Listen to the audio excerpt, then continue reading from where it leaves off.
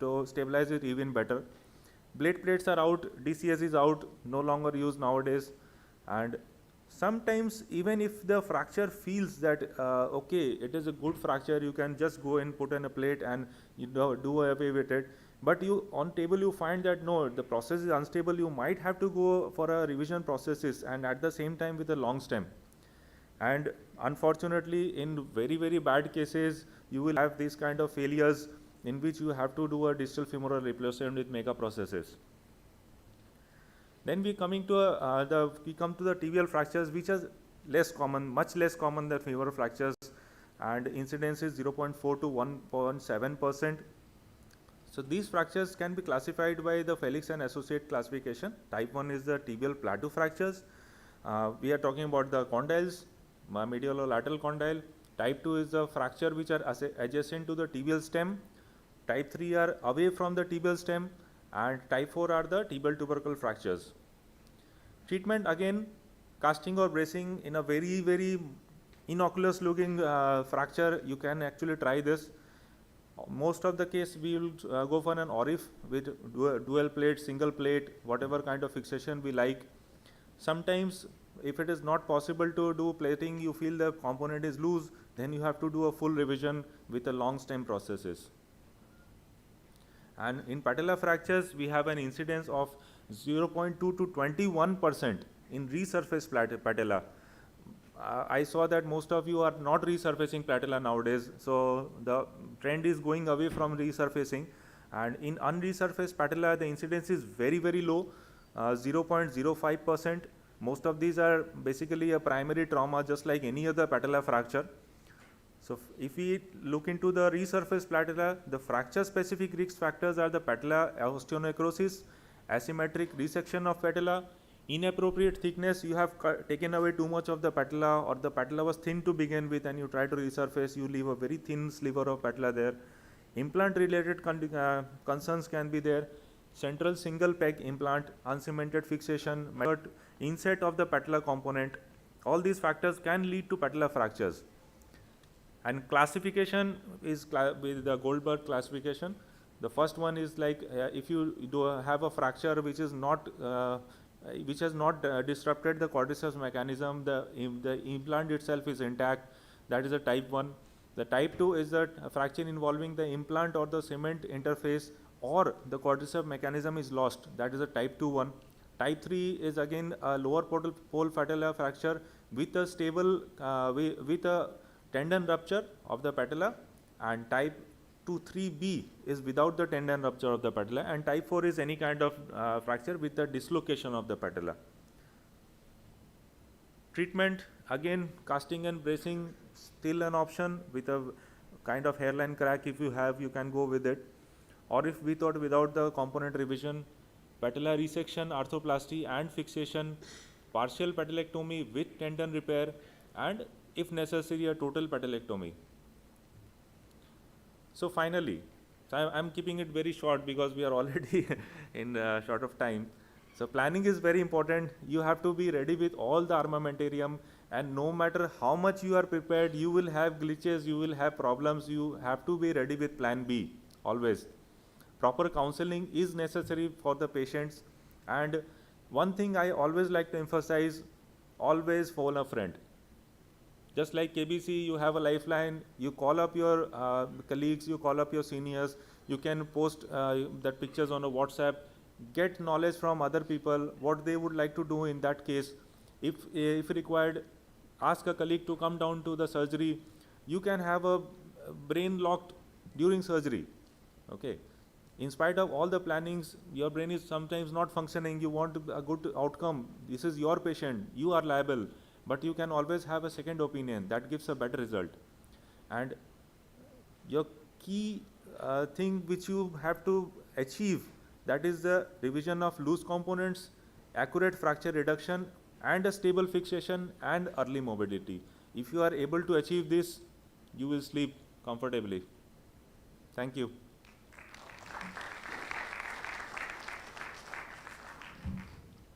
Thank you, sir, for a wonderful speech. Any questions we have from the audience?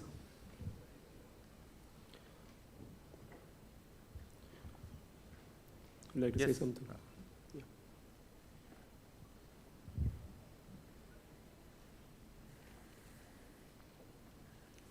Hello. We talked about the fractures. Yes, patellar tendon ruptures are also one of the things which we can talk with this. So, how do we diagnose Hasout except the extra high-ridden patella and extension weakness? And you don't feel it much, the defect in the patellar tendon. If your extensor mechanism, the main thing is we have to look into the extensor mechanism, whether it is intact or whether it is lost. So if it is intact, whatever kind of fracture is there in the around the patella, that's not a big concern. If required, you can just take out the fragment itself. The patellar tendon is a very integral part of the quadriceps mechanism. So if you have a patellar tendon rupture, you have to go in and repair it. If it is a bony avulsion from the tibia, you have the classification which says the tibial tubercle bony avulsion. And if you have a bony avulsion from the patella, then you have a lower pole patellar type 3A. That is the kind of fracture you are having. So it is there in the classification. My point is different. I'm not talking about a bony avulsion patellar tendon repair. I'm talking mid-substance tear of the patellar tendon. Mid-substance tear. That clinical diagnosis is only the extension lag or X-ray you have slightly high up patella. Yes. But with other investigation, except to confirm before going and intervening and checking it. MR doesn't help much. MR doesn't help much of time because implant is already down there. Yes, yes. So, but you can have some MRs which will show you. sir. Yes, sir. Sometimes ultrasound can help you. Yes, that's what I was coming to. Keep on getting patients to come back with your form. One of the basic investigations is night system and ultrasound, musculoskeletal ultrasound. We might have and ask the patient to take it on for that to be done. Yeah. That's quite unusual to mix up rather than conversion at the ends. Yeah, you're right. Most of the time, you will be actually cutting it during the surgery. If actually it's going to happen. That happens just post, but if it happens afterward, after a trauma, then yes, the ultrasound is the sign. This is the investigation for that.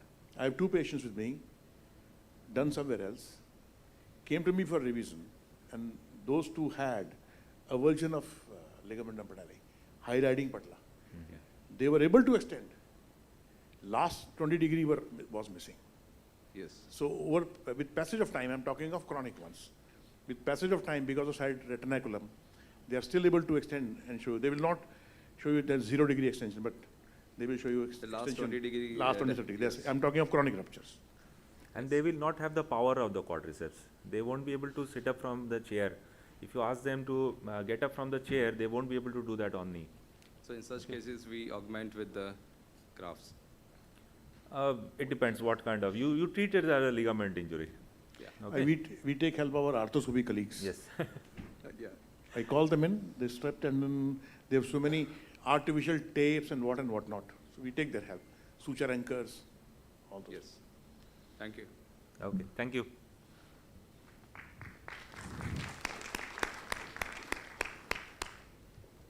One more concern in periprosthetic fractures, stiffness is never a concern.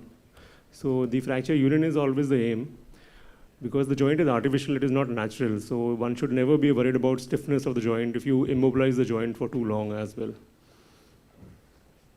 The next talk will be long stem TKR and OA knee with stress fractures by Dr. Amber. Dr. Amber Mittal.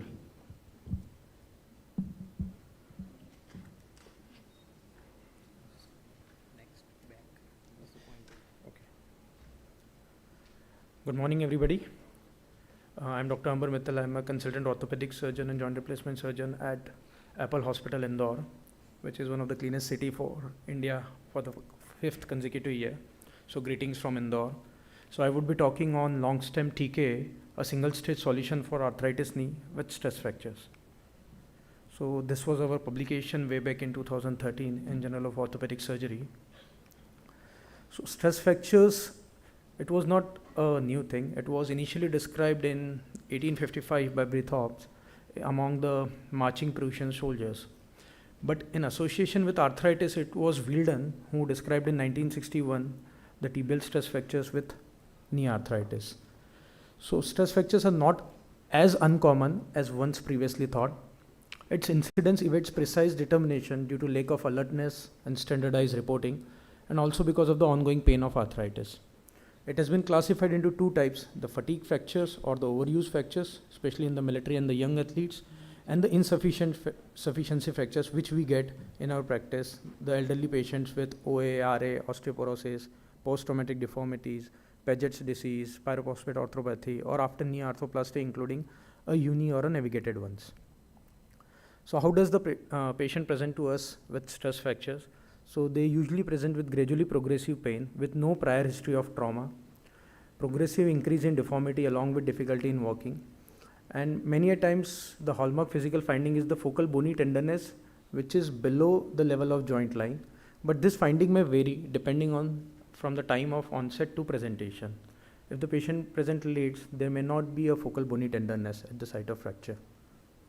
So in order to treat it, first let us understand how stress fracture develops in arthritis knees.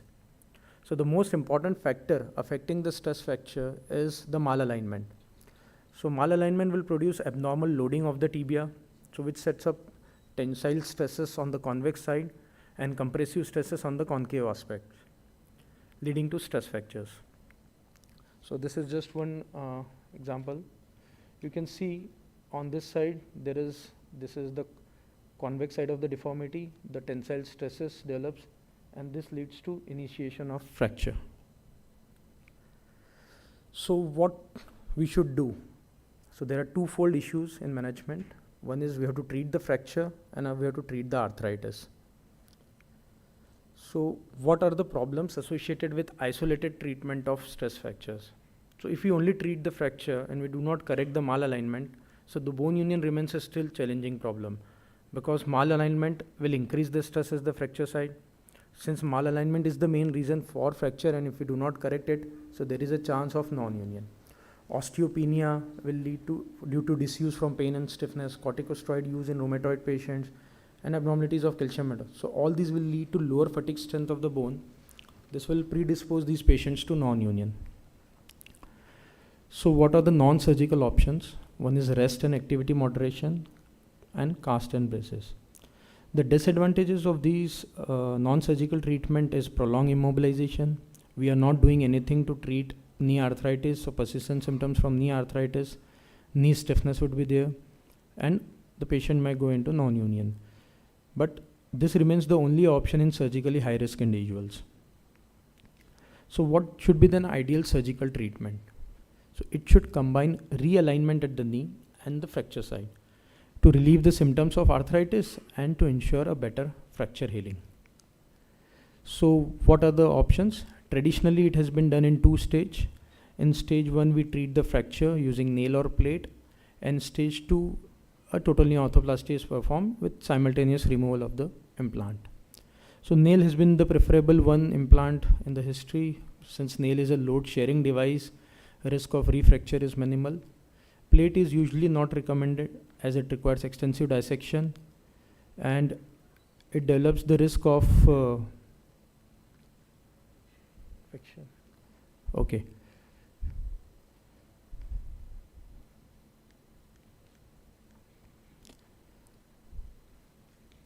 Plate further weakens the bone because of the stress risers. However, this approach is technically less demanding, but it requires 2 surgeries and leaves the deformity at the knee joint initially uncorrected. So this may lead to implant failure and non-union. So what are the newer surgical approach? That's the long stem TK hai. It has the many advantages. It corrects the deformity and the adverse biomechanics at the fracture, stabilizes the fracture, and also treats the arthritis in a single stage. Furthermore, there are no disadvantages of the previous procedures. And early ambulation is a significant advantage of a single stage long stem total knee. So coming to the surgical technique part, rarely we get intra-articular stress fractures also. We can get a big medial defects. So mostly these are straightforward using standard bone cuts. We remove the osteophytes, do the preliminary subperiosteal release. We reduce the size of bone defect by taking 1 or 2 millimeter bone, like previous surgeon did by taking another 1 or 2 millimeter bone, so that we get less size of defect. and smaller tibial component also helps in deformity correction. So we can lateralize and downsize the implants, and we can manage any bone defect of intra-articular fractures which is there using standard practices. So this is one such example where there is a big intra-articular stress and we manage it with wedges. Rarely we get some fractures in the femur, stress fractures in femur, and we can use a long stem. So this heals beautifully. This is a beautiful work done by Professor Hungerford for extra-articular deformities, and he did is, if we get 20-degree femoral extra-articular deformities and we have to correct at the joint level. So as the deformity approaches knee, so as you can see, if the deformity approaches knee from up to down, the wedge angle increases. Here the wedge is less as the deformity is away from the knee. Here the wedge of bone to be removed is more as it is closer to the knee. And this will lead to unequal increase in collateral laxity. So if you are doing with a varus knee, you have to take more bone on the lateral side so that LCL becomes lax. So usually LCL laxity is better tolerated as compared to the MCL laxity in a valgus knee. So this was the work. You can see this, the distance from the knee. So as the distance from the knee, as we move away from the knee, if the deformity is away from the knee malalignment is very less. So the wedge of the bone which has to be removed is very less. So as the deformity is close to knee, that's where it becomes difficult for us to manage that deformity. So we classified extra-articular deformities into 3 groups. Cases with no deformity or passively correctable deformities like mobile non-unions. So we use intramedullary zigs, which not only aligns the tibia but also acts as an internal splint to stabilize the fracture so that proper tibial cut could be performed. We use sequential reamers over guide wire under image intensifier so as to prevent any cortical perforation. Group 2 is the cases in whom deformity could be corrected at the joint level without violating the collaterals. So this is most important. In any situation, we cannot violate the collateral insertions. So these cases could be cases with deformity of less than 20 degree in femur or 20 to 30 degree in tibia in the coronal plane. So what are non-union? We define non-union as stiff when it could not be corrected even after fibular osteotomy and medullary reaming. So many times you do medullary reaming and the stiff non-union becomes a mobile non-union. Or you do a fibular osteotomy, your non-union becomes because of the fibula, the bone was not uniting. Now the most important is the entry point. So where do you take the entry point for the intramedullary rod? So in case of varus deformity, you have to take in the lateral tibial condyle, and in case of valgus deformity, the entry point is medial tibial condyle. So how this corrects? So non-union site is usually not exposed. We do not expose it. We just use reaming under image intensifiers. So this reaming generates the osteogenic potentials for bone union. At the same time, we are correcting the deformity. So what happened?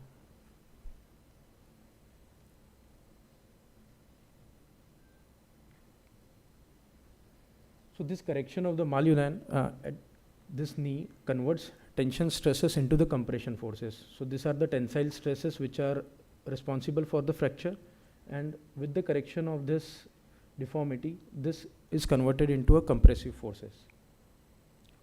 So third group is cases in which we could not correct the deformity at the joint level without violating the collaterals. So these are the groups in cases where we have to take a separate incision, we have to do the osteotomy, correct the deformity, but we can put a large intramedullary rod which acts as a splint. So no additional plate is required in most cases to fix that osteotomy. So even after osteotomy, the rod itself acts as an internal splint, so you rarely required a plate or screws to fix that osteotomy. So some of the examples are tibial stress fracture. So here you can see this is the varus view. So if you take the entry point and we try to put it, it will go outside the tibia. But if you see a valgus stress view, this was a partially correctable stress fracture. So here if we put a rod here, so the entry point for the rod would be in the lateral tibial plateau. So this is how we used offset stem there. Just I'm not sure whether it will play.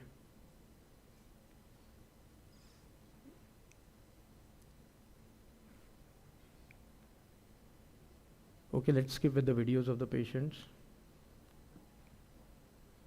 So another example of a stress fracture of the tibia here. So the entry point has to be on the lateral tibial plateau, not on the center. So this is what we did. So to conclude, stress fractures are not as uncommon as was previously thought, and a high degree of suspicion is needed to diagnose them. We can use investigations like bone scan, CAT scan or MRI in doubtful cases. And the single stage long stem TKA, it restores the limb alignment, which is biomechanics. It facilitates the fracture healing, the biology, with excellent clinical outcomes, the function. It also has the advantage of single stage treatment and early mobilization. I thank you all for your patient hearing.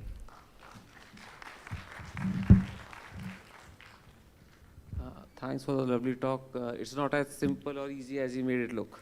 Thank you. We have managed to go through, I think, session 1, session 2. We are running behind time as of now, so we'll skip the tea break also. And I think we'll come out to a very interesting topic, tips and pearls in primary TKR. I would request Dr. Satish and Dr. Vivek Mittal to come forward to chair these sessions. And I would request the delegates, as and when everybody requires, tea and coffee as such is ready. So you can just drift out, drift back in as the sessions keep going on. Thank you. Thank you.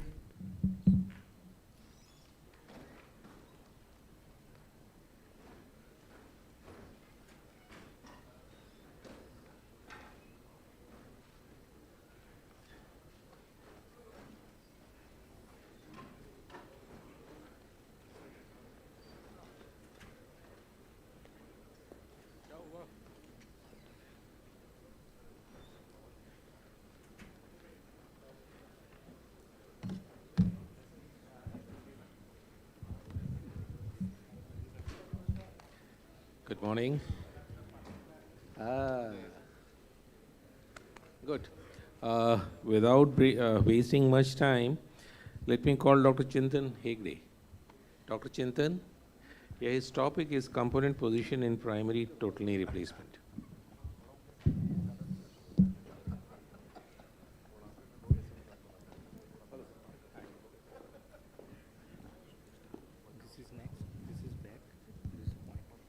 Pointer I pointed there or here? Yeah, you can anywhere.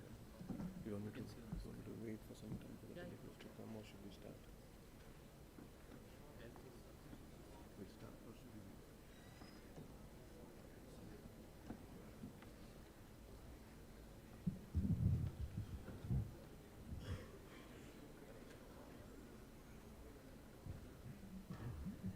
Should we start or? But a lot of people have gone out.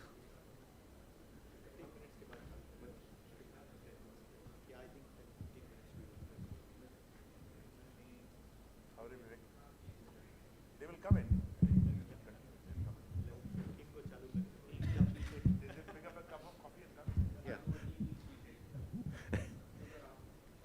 So let's start at 11:15. Yeah, everyone gets a little break. Okay. In the TKRs we do.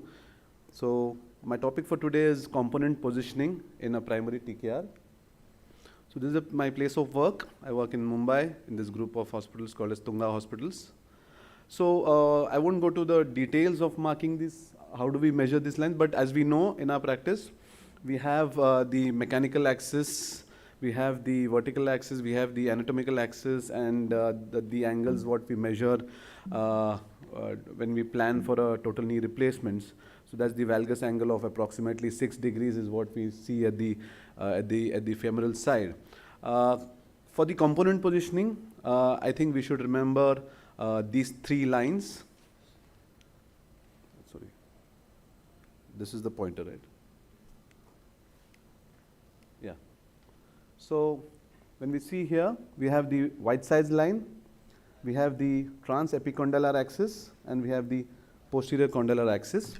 So the Whiteside's line is drawn from the deepest portion of the trochlear groove and up till the center of the intercondylar notch. The transepicondylar axis is drawn by marking the most prominent parts of the lateral epicondyle and the medial epicondyle, and the posterior condylar axis is drawn from the 2 points on the lowermost portion of the femoral, the medial and the lateral condyles. This is another picture showing the epicondylar axis, also the posterior condylar angle. Just to mention, in the second picture, which is down, in case of valgus knees, we get to see the deficient lateral femoral condyle. So we have to be very careful when we use the posterior condylar line in such cases. In such cases, the epicondylar axis is a better option. So this paper, which the earlier surgeons they found the importance of component positioning was in way back in 1977 in JBJS.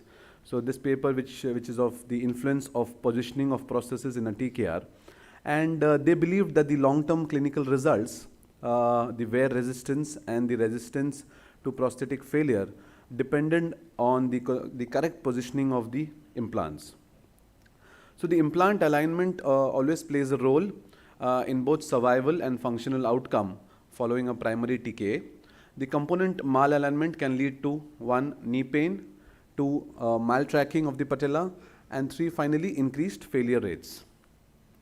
Now, when can we go wrong? So 1 is during the surgical exposure, 2 during taking our bony cuts, and 3 during cementing. So coming to the surgical exposure, as we all hear about mini incisions, smaller incisions, trying to give a smaller scar. So it has got its advantages, it has got its own disadvantages also. So this paper, which shows that mini incision TKA can increase the risk of component malalignment. So as we see down in the final inference, so the total knee arthroplasty performed using a minimally invasive incision can provide some early advantages, but minimal incisions, as we know, can impede the vision of a surgeon. So that can influence the component positioning and the alignment, possibly compromise the long-term outcome. The bony cuts, always try to avoid varus or valgus cuts, as it increases the shear stresses at the fixation interface, even though the overall alignment might look good clinically.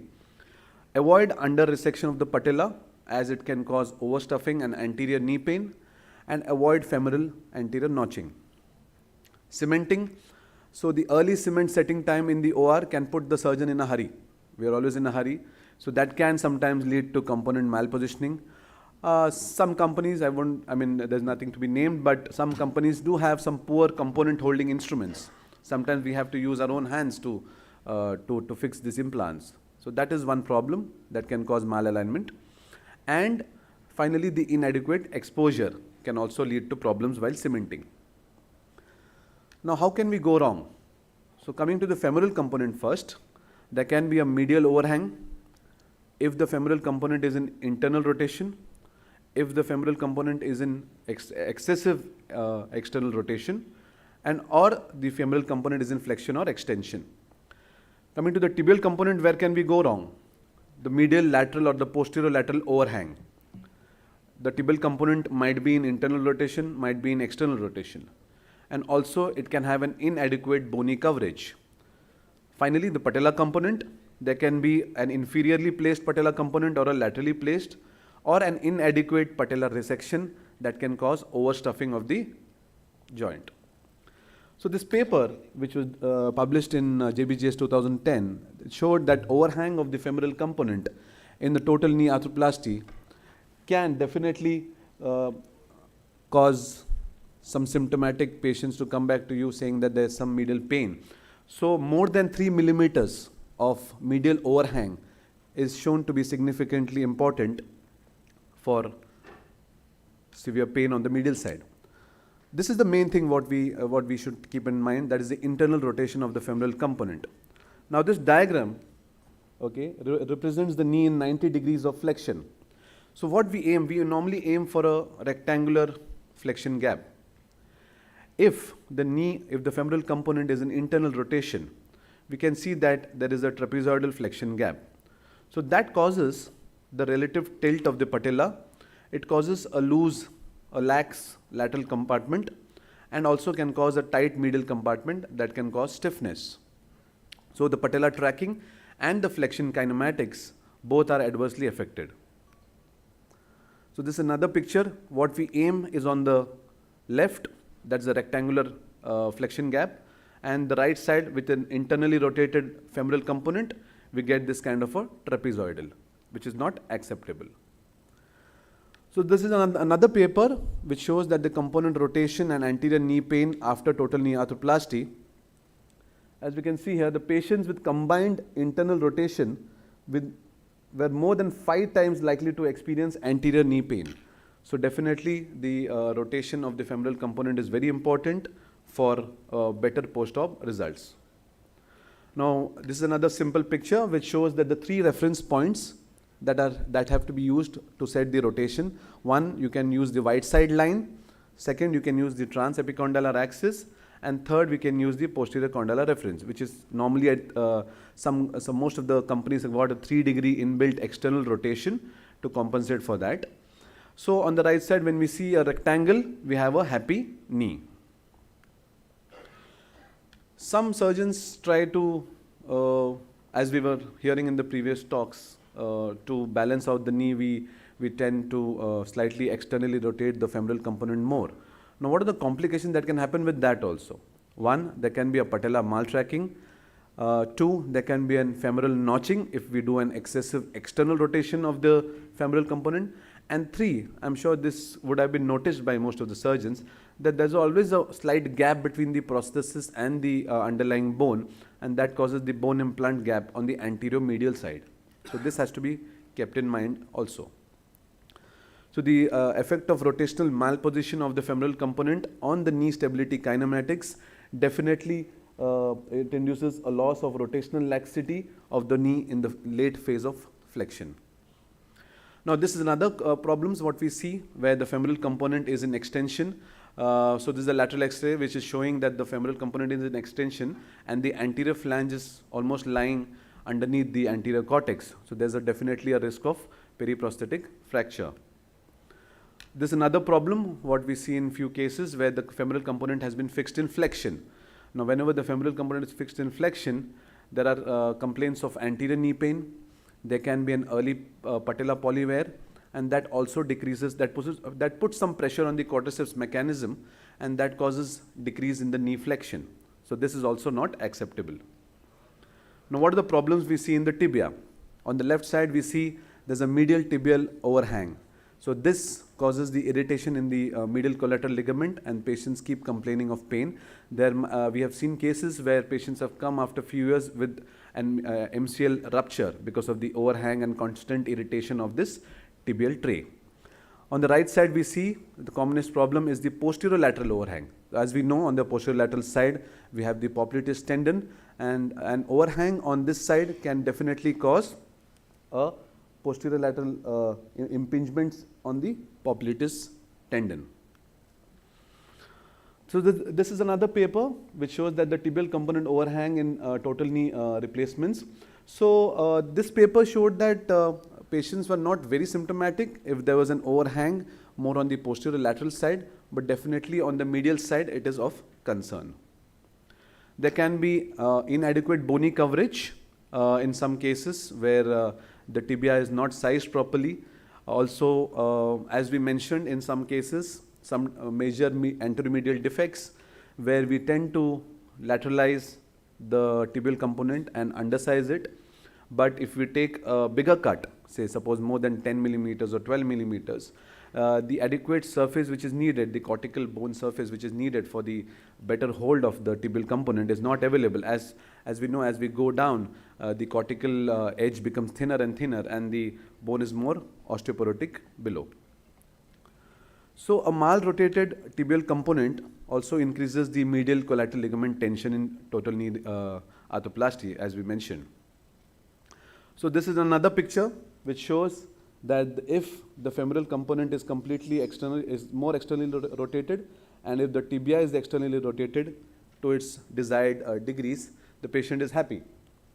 If the femoral component is externally rotated and the tibial component is internally rotated, there will be some tracking issues of the patella. This is another example where the femoral component is internally rotated and the tibia is externally rotated. Again, the patella is not happy. And finally, when the femoral and the tibial component both are internally rotated, the patella is absolutely not happy. So hence, component positioning is very important, is one of the most important steps in total knee replacement. How do we correct this? So the proper femoral component positioning, it shows the rectangular flexion gap. Okay, we give a 3 to 5 degrees of femoral component external rotation, depending on what line you use. If you're using a transepicondylar axis, the rotation has to be dead parallel to that, or else we use the proximal tibial cut to assess the rotation of the femoral component. So we have a centrally placed patella, we have a balanced flexion gap, and there's good stability and there's no stiffness. So this is another picture showing, this is the native knee before implantation, where we have the rectangular gap. This is if the tibia is cut at 90 degrees to the tibial axis. Here we have the trapezoidal gap, which is not good. When we give the extra 3 to 5 degrees of external rotation, we get the rectangular gap, which is the ideal situation. Another diagram showing the trapezoidal gap. There's more tight on the medial side, more lax on the lateral side.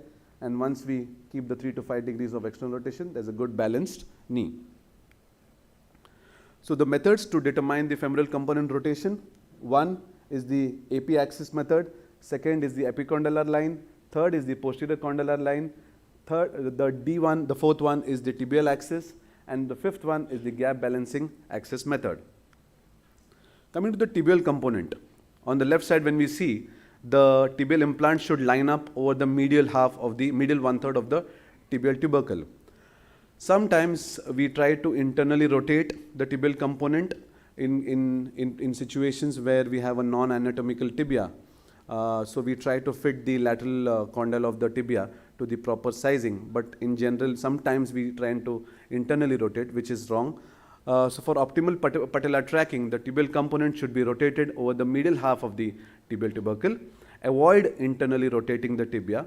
Whenever the tibia component is internally rotated, the tubercle is normally seen on the externally rotated. It's seen more externally rotated, which is wrong. So that increases the Q angle. So the Q angle increases, that causes more stress on the cortices mechanism, and indirectly it causes more lateral subluxation of the patella.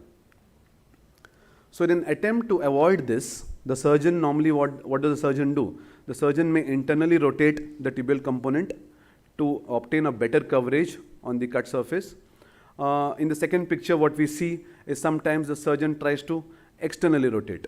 So external rotation can again cause overhang on the posterior lateral corner that can cause impingement on the popliteus tendon. So the preferred is to slightly use a smaller tibial component, fit it properly on the lateral condyle of the proximal tibia, and that will give you a proper external rotation and proper fixation. Now this problem is generally seen in a non-anatomical kind of an implant. A few companies give anatomical tibia where the lateral condyle of the tibia is smaller as compared to the medial side. So it's more easier for a surgeon to fit that kind of a tibia and to avoid any kind of internal rotation.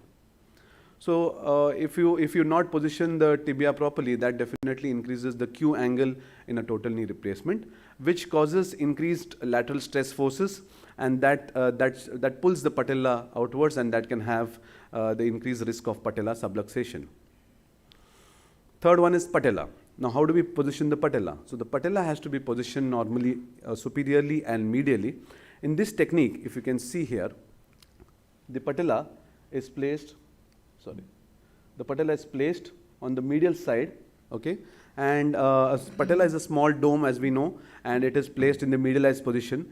The center of the patellar dome being medial to the center of the patellar tendon, it reduces the Q angle. Yeah. Also, be aware of the patellar overstuffing. So measure the patella height before we resect it, so that we use the proper size of the patellar component, so that we don't overstuff the anterior compartment. Now this picture shows the well-positioned patella on the left side. On the right side is the wrongly positioned patella, where the patella is placed more laterally, that causes increase in the Q angle. So then finally, I would conclude by giving some tips and pearls for the femoral component. Avoid medial overhang of the femoral component by more than 3 millimeters. Avoid internal rotation. Avoid excessive external rotation of more than 9 millimeters, and avoid anterior notching. For the tibial component, the rotation of the tibial component is important, so avoid internal rotation. Too much of external rotation is also not good. That causes the popliteal tendon impingement. And finally, the patella, which always remember to put it superiorly and medially and avoid overstuffing of the patella. Now, currently, as we know, are there any latest options to reduce such errors? So yes, definitely, as we know, we have these two options available.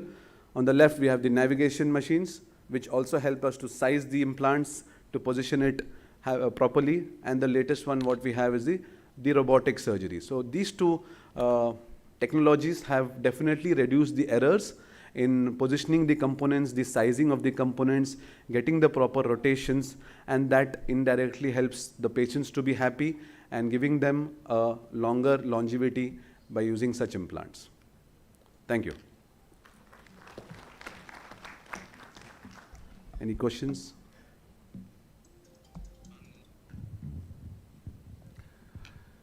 Chetan, let me start asking you. Yeah. Most of the patients don't come early. There is deformity, there is rotation, so much to see. So in a nutshell, how do you ensure that your implant is in the right position?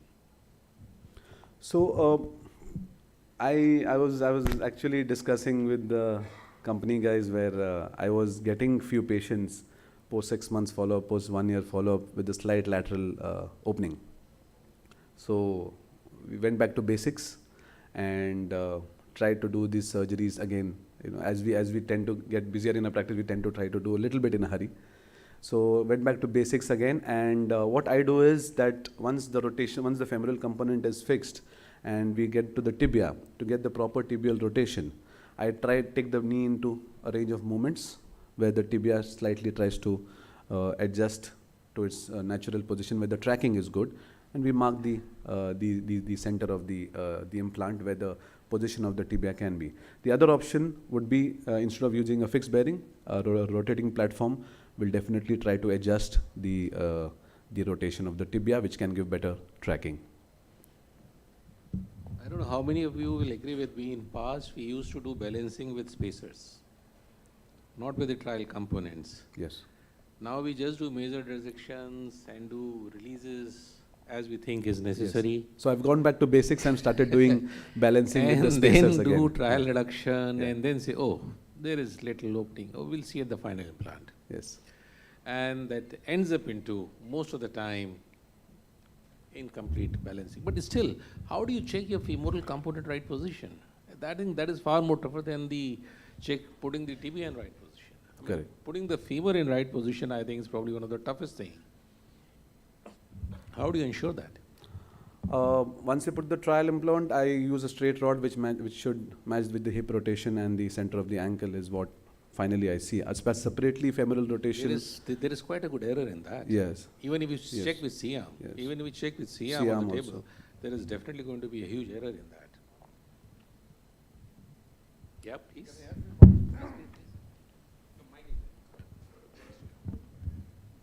So if I'm getting your question right, you are talking of rotation as well as distal femoral valgus angle, both you are talking of?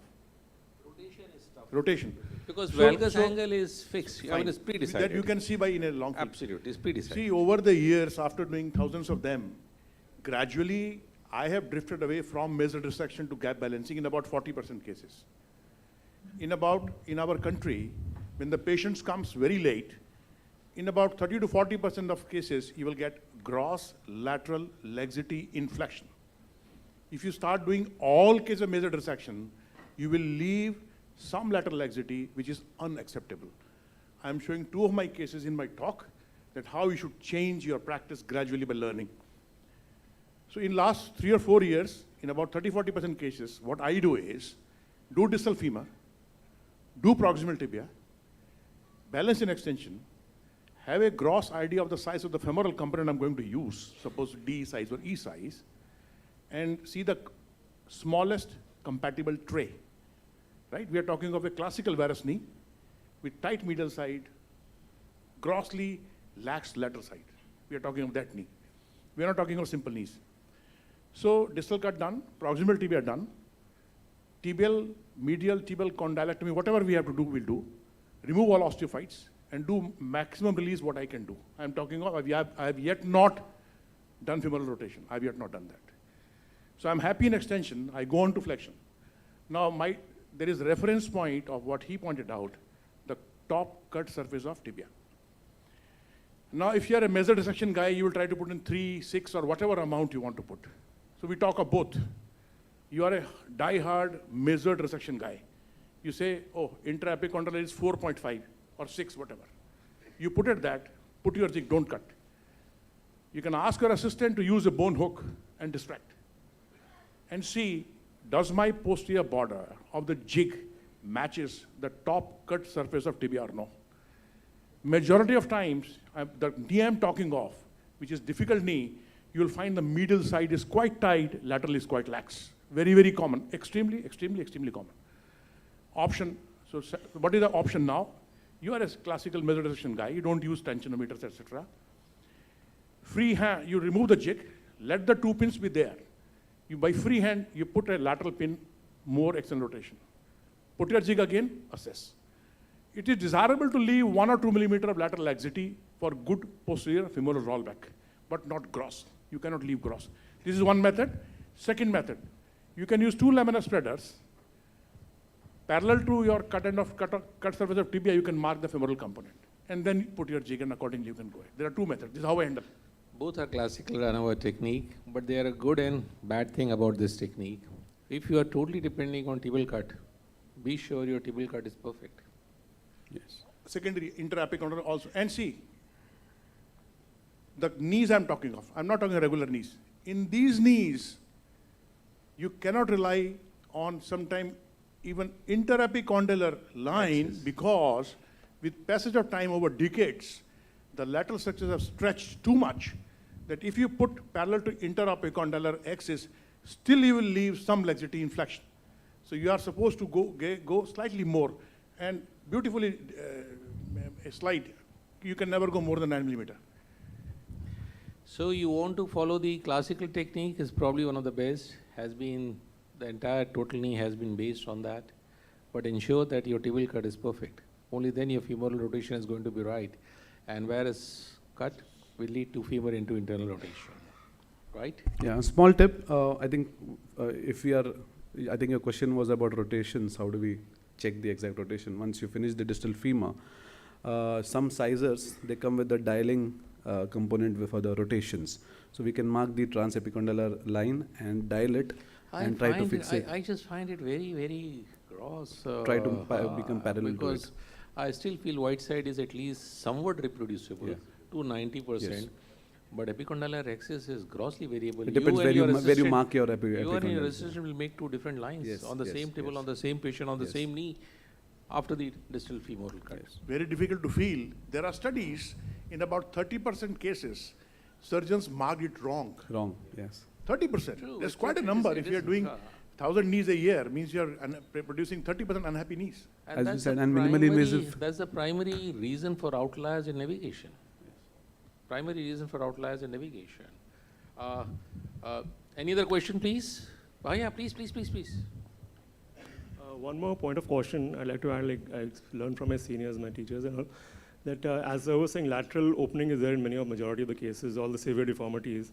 So gross deformities there, like saving the meniscus on that side, not releasing the meniscus, not cutting out the meniscus completely is one tip I feel it really works for me. Leaving a sleeve of meniscus saves all the lateral structure which are keeping the lateral tension intact. So doesn't mean that you don't change the rotation, but so that's a way of going I'm not out. too sure how much lateral meniscus will contribute, though it doesn't get attached. And other thing is, one of the very less understood causes impingement of soft tissue. So you start doing volumes, you will get a patient who comes to you after about 4 weeks, suddenly had a catch in the knee and pain. And if you are not very careful at the end of a surgery, you don't see in all nook and corners, you'll find some tissue which can cause impingement. So this menisci issue can sometimes lead to impingement of soft tissue. Possibly, Because yeah. laterally slightly lax, in flexion, it can open up 1 or 2 millimeter, and then impingement. That's why Possibly, we yeah. don't leave it. Anyway, that part of the meniscus which Thank we you, have Dr. left Chintan. behind will atrophy in a few weeks' time. It will become very soft and it will atrophy. So it's not going to contribute in any way on the lateral side. May I call Dr. Sithinder Garg for his talk on varus correction? And meanwhile he is coming, I admit that we consider valgus knee more tougher than varus knees. We are more careful doing a valgus knee than a varus knee. And in valgus knee, we just follow all the steps. What Dr. Arora has mentioned, for distal femoral cut, proximal tibial cut, balance, first balance, release, and then you make it. But we don't do it in varus knees. We are so overconfident that we just, I think, put our train on bullet speed. Ultimately, you just have to go back and forth while you're operating and keep correcting every step. So it's not just 1, 2, 3, 4, 5. You have to go back till you're happy.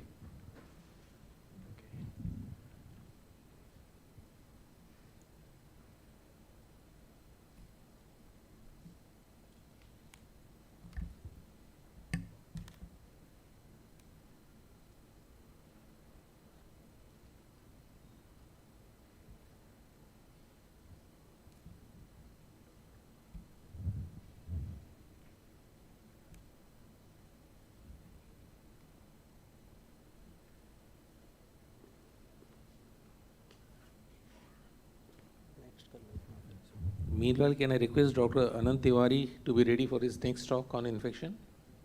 Ready.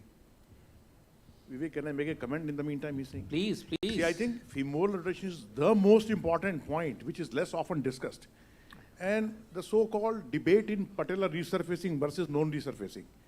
If your rotation is not correct, the patellofemoral pressures and dynamics will definitely change. And even if a non-resurfaced patella can become painful or resurfaced patella can become painful, if pressures are unequal.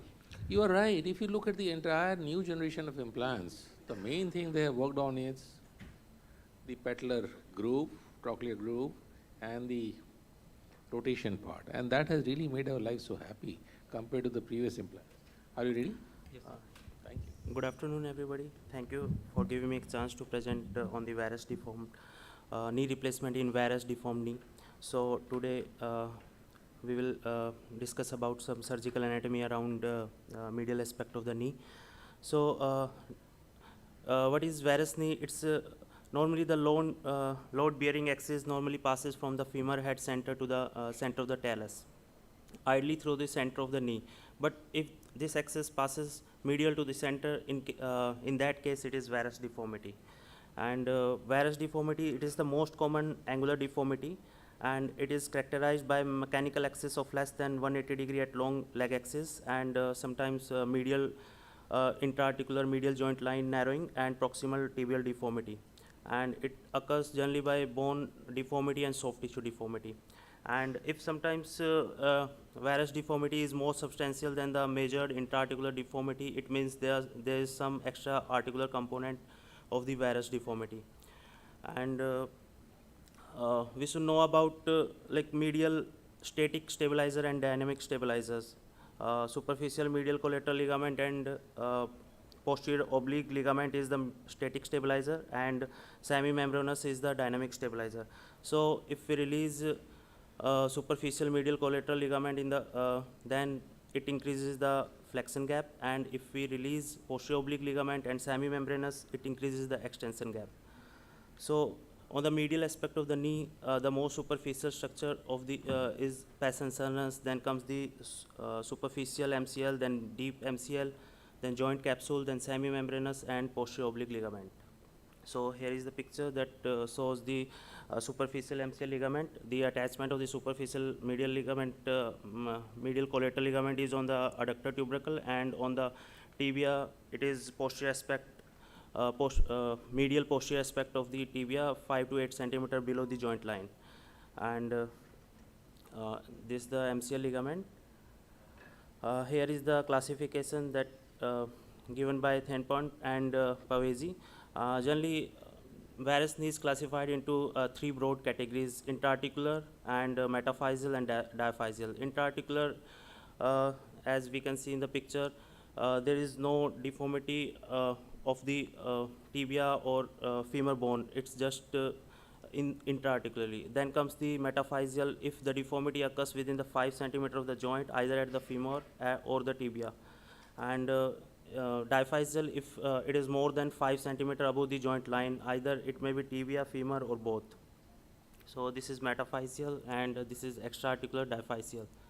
So there is deformity, pagoda deformity, that we can see on the lateral X-ray. In this deformity, it represents the medial tibial plateau depression.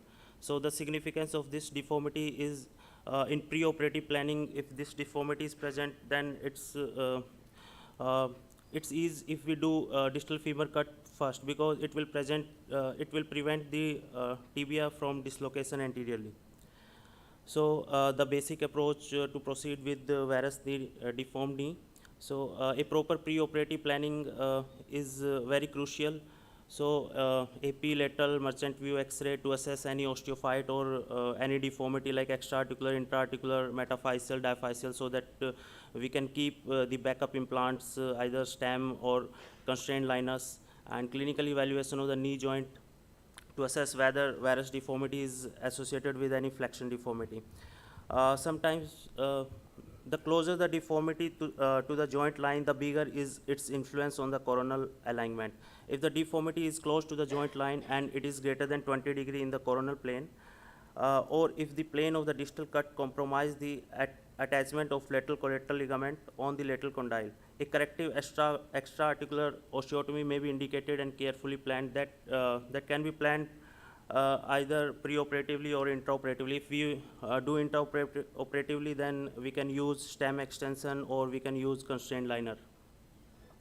So the basic surgical technique, first of all, we start with medial parapatellar approach. Then after excision of cruciate ligament, then we release medial meniscus anterior horn. Then knee is gradually flexed and tibia is externally rotated. That is Ransel maneuver to dislocate the tibia anteriorly. And the medial collateral ligament is released from the first 15 to 20 mm from the proximal tibia. Then a curved Homan or periosteal elevator is passed deep to the superficial ligament, and it is elevated from the tibial plateau. And we can insert a bent Homan to create the sleeve. So here is the picture to and the order of the medial release is deep MCL, then posterior capsule, then superficial MCL, then posterior oblique ligament, semimembranous tendon, pes tendon, popliteus tendon. This is the posterior oblique ligament release, and then we should remove every osteophytes like on the medial tibial margin or posterior condyle of the femur and tibia, so that it will not tighten the extension gap. And in severe deformed knee, it's better to use PS type of knee, because it's very difficult to correct or balance the PCL in flexion deformed if the flexion deformity is associated with knee. And if we use non-functioning, if we use CR knee non-functioning PCL, then there will be loss of rollback phenomena and anterior opening and loosening may occur. So this is generally PCL we can release either intrasubstance or from the tibial margin. And for posterior release, we insert a curved Homan on the condyle posteriorly, and by doing this maneuver, not only flexion deformity is corrected, it also releases the medial head of gastrocnemius that improves the varus deformity medially. We can check the flexion gap at every stage, extension gap at every stage, and if further the deformity is not corrected, then we can flex the knee, and after giving a slight valgus stress, we can do pie crusting with 16 gauge needle. So it's a sequential release so that we can correct the extension and flexion gap. In further cases, if the correction is not occurred, then we can use shift and resect technique. In this technique, we can use small tibia, and we can lateralize the tibia or we can undersize the tibia. After the cut, the underside tibial plant is placed. Medial boundaries of the implants are marked with methylene blue or any marker. Then excess bone is removed with saw on osteotome. So here's the picture that represent the shift and resect. This. So the last is pes censorinus release, and if further in recalcitrant varus deformity, we can release the pes censorinus. And one thing is sliding medial collateral ligament osteotomy in recalcitrant unbalanced varus deformity. The alternative in substitution to the pes censorinus and superficial medial collateral ligament release. The slide medial collateral osteotomy can be done. The portion of the medial condyle has to be osteomized, and it is generally moved distally and posteriorly. Moving the ligament distally, it increases the extension gap, and moving it posteriorly, it releases the flexion gap. The bone chip can be secured with a screw. So here in this picture, the MCL bony chip can be we can shift it distally and posteriorly to balance the gap. The most common structure for the flexion, to increase the flexion gap, is superficial MCL ligament, anterior fibers and deep MCL. And for the extension gap, it is posterior fiber of superficial MCL, posterior oblique ligament, semimembranous tendon, pes censorinus, posteromedial capsule, and medial gastrocnemius head. So we will proceed after soft tissue balancing. We will proceed with standard bony cut, and if there is a component of bony deformity like on the medial tibial plateau, then it can be managed with either cement filling, bone grafting, or wedges. If the defect is less than 5 mm, it is possible to manage it using bone cement, and if it is bigger, it can be managed with cement with bone screw, bone graft, wedges, or cement augments or stem. So even after doing everything, we have lateral laxity, then first option is to increase the medial release and use thicker poly, or second is we can do LCL advancement. So the key point of the varus knee, it can be either single varus, it can be varus knee with ACL deficiency, or varus knee with ACL deficiency and posterolateral deficiency. If there is triple varus deformity, then patient usually have varus thrust. So in these type of cases, we use some constraint type of knee replacement surgery. So this is the algorithm for sequence of releases proposed. Thank you.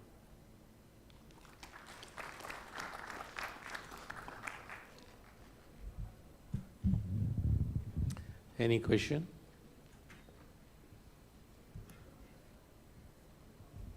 Have you ever done sliding osteotomy of the medial condyle? No, sir. Okay, I was interested to know if someone has done it and which insert the person has used in that case. Thank you. Thank you. Dr. Anand Tiwari.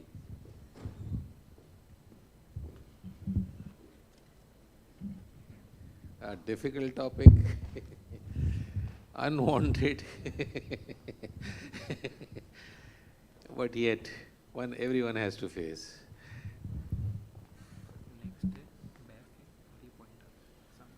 This is next, okay.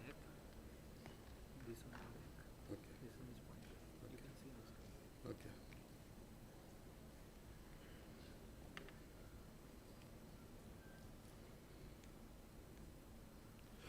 So I am Dr. Anand Tiwari. I am senior consultant at Sir Gangaram Hospital and also the chief examiner and assessor of FME arthroplasty in India. So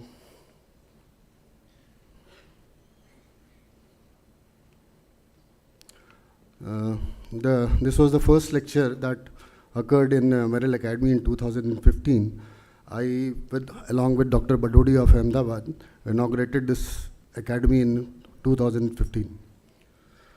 So the biggest problem with any joint replacement surgeon is basically infections, how to prevent those infections.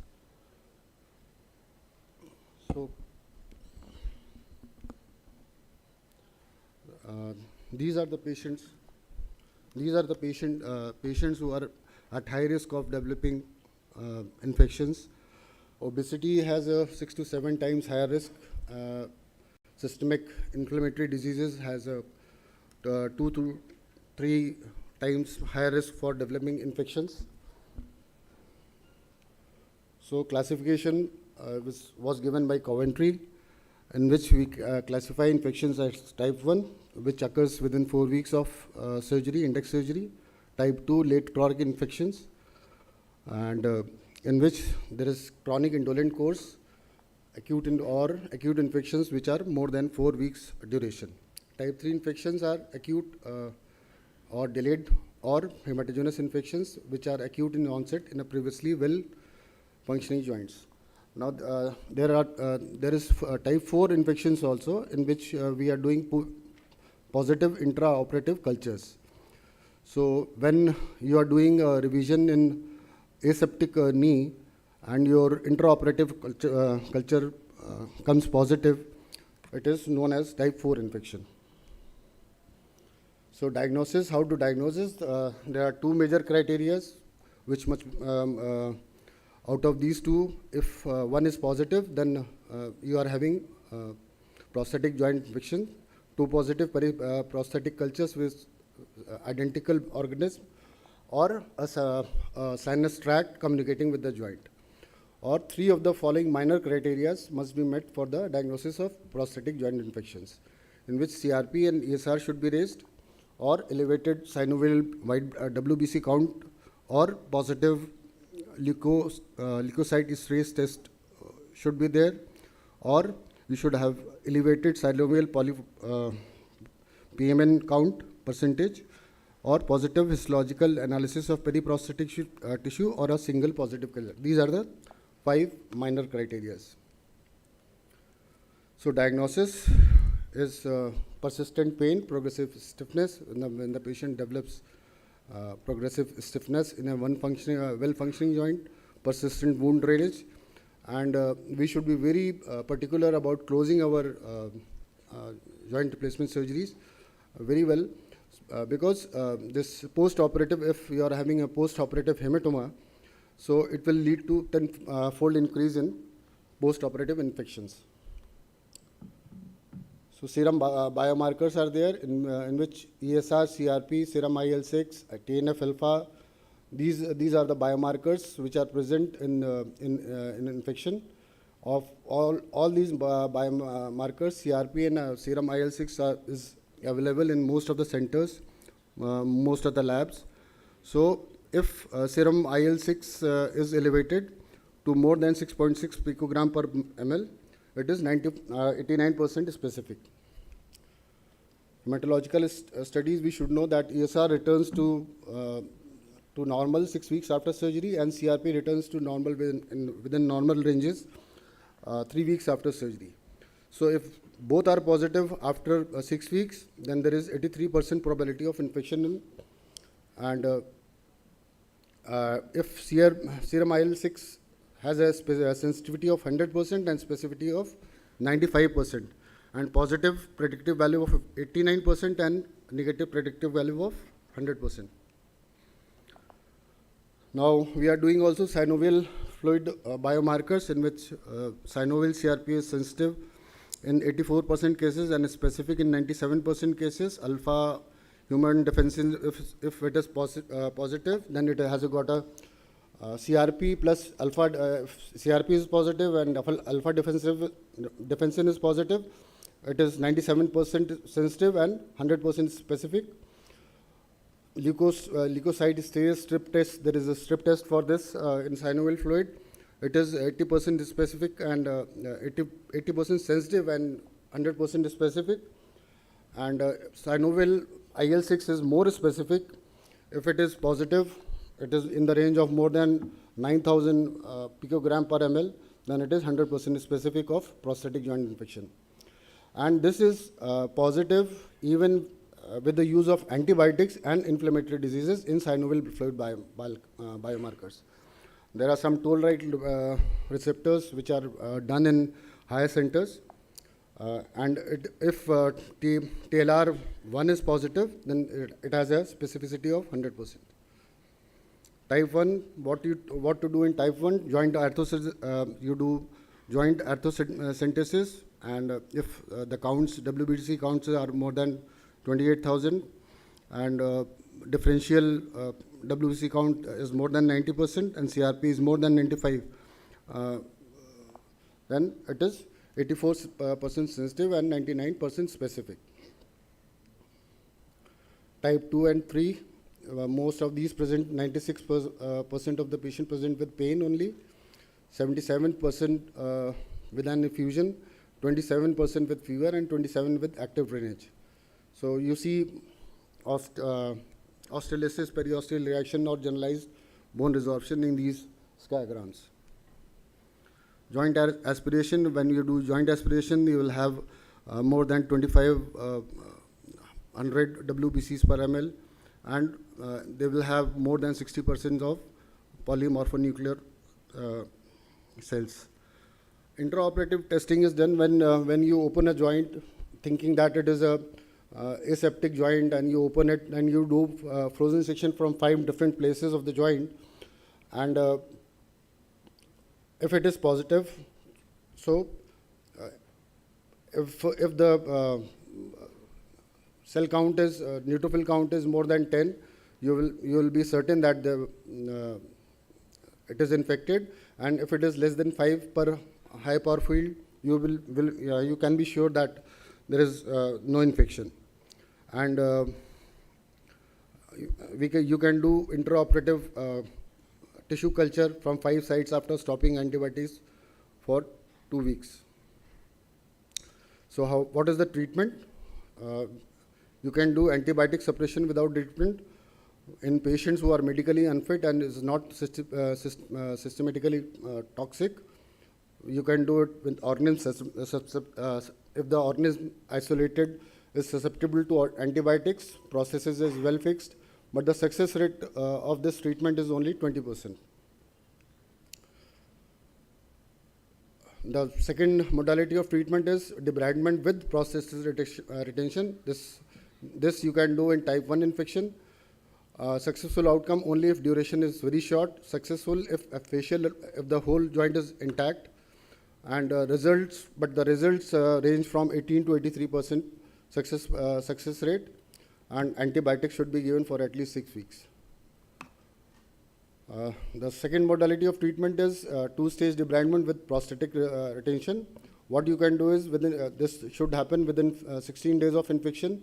You do first debridement with antibiotic beads with 3.6 gram of tobramycin, 3 grams of vancomycin, and 2 grams of cefazolin.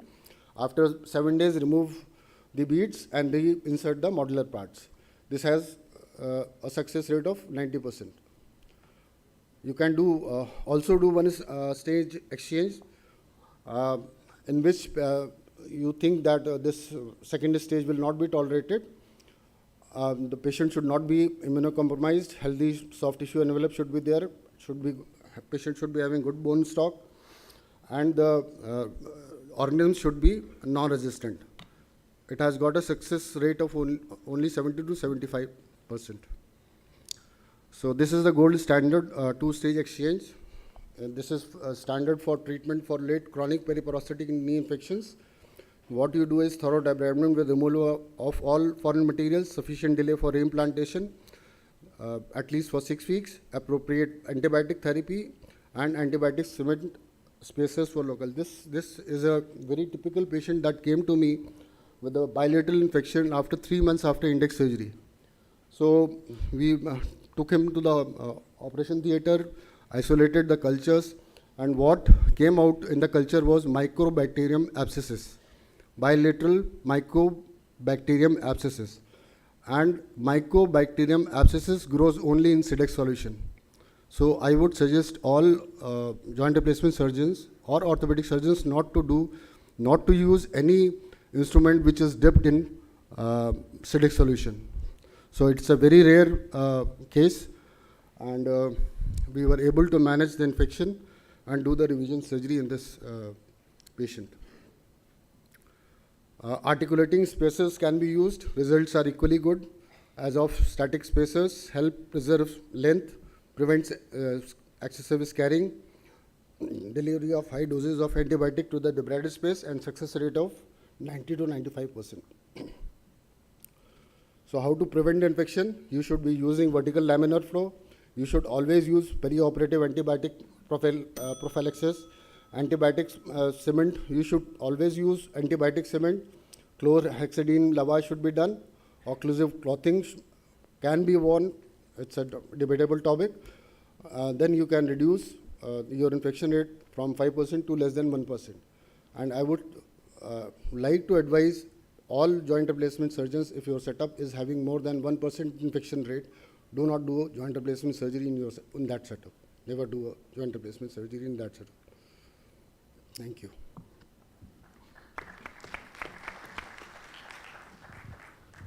Dr. Tiwari, at what stage would you involve an infection control specialist after the patient comes to you? In every stage, you should involve an infection control specialist. Before you start any antibiotics? Before you start any antibiotics. It's a gold standard. We should always consider microbiologists, specialists in that bacteria. You have mentioned large number of tests, but in practice, routinely? Yes, I routinely use it. You do alpha defense? Yes, yes, yes. Alpha defense I don't do, but IL-6, yes. Routinely. How many patients are doing Sanovel IL-6? Sanovel IL-6, how many people are doing? Otherwise, we have the facility, so we are doing it. So we are but you see that there but are it says, sir, I should tell you, this is a very good test. It's positive in all the cases. If you are expecting a... But they are positive in rheumatoids also. I mean, they just totally can't differentiate infection from rheumatoid. Yes, you can differentiate. IL-6 is the only test, serum Sanovel IL-6 is the only test which can differentiate inflammatory changes and infective changes. In inflammatory changes, the Sanovel IL-6 values are always less than 6.6. It's always less than 6.6. You have in Max? We don't have in VLK. We don't have. But there are other tests also for general purpose. I can say watch platelet counts. Infection there, chronic, it started rising. Procalcitonin is another test which you can rely those not very. Procalcitonin, sir, is very specific for systemic infections. Yeah, not so for PGI, you cannot say that procalcitonin calcitonin is high. But it's a helpful. It's another tool, but it is not specific to PGIs. Not very specific. Yeah. Please. So, just an observation. Very few people give importance to Sanovel fluid cell count. A lot of people do, but the question is what they report at times. So we find it extremely useful. You have to have that kind of a microbiologist. We find it extremely useful. We all aspirate and send for culture, but do send for cell count.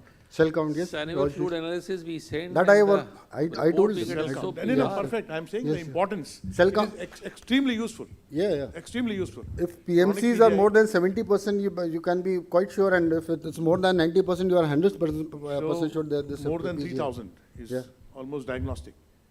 And percentage and count both are important. Frozen section is always helpful. Yes, of course. Sir, do you get leukocyte esterase strips somewhere? Because I've tried a lot. Yes. It is there in our hospital, in Gangaram. Yes, we have. Because urology people use, but even they tell. Yes, we have. From where? From in Delhi? Obviously, I can't. That I do. That I don't know, but we have the lab which does leukocyte esterase test also. I am privileged to working in an institution in which they have that lab. Our hospital says you have not used it in time, so you won't get it never. You'll never get it ever. You can't promise that you will use all the strips. Okay. Thank you, Dr. Tiwari. Thank you, Dr. The next topic is very interesting. Knee instability after Dr. Manish Sampson.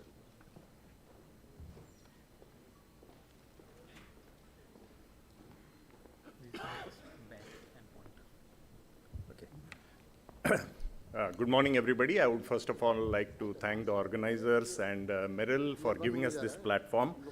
I think from morning I'm observing, I think it's a wonderful platform for all our international and national delegates who have come here. And we share our mistakes, we share our learning curves, and I think by end of this course, we should be a good joint replacement surgeon. Okay. So I have a topic here which I thought is very crucial to complete in this forum, and instability after a knee replacement. Definition-wise, we say it's an abnormal and excessive displacement of knee prosthesis accompanied by clinical failure. So we have an unhappy patient here in your OPD with post-knee replacement. So type of instability, they are broadly classified into flexion instability, mid-flexion instability, extension, hyperextension, and globular sort of instability. So we can have these problems in any sort of implant we choose. So CR surgeons can have this with loss of flexion gap or late PCL ruptures. PS surgeons can have this with the condylar offset issues or distalized joint line issues or increased posterior tibial slope.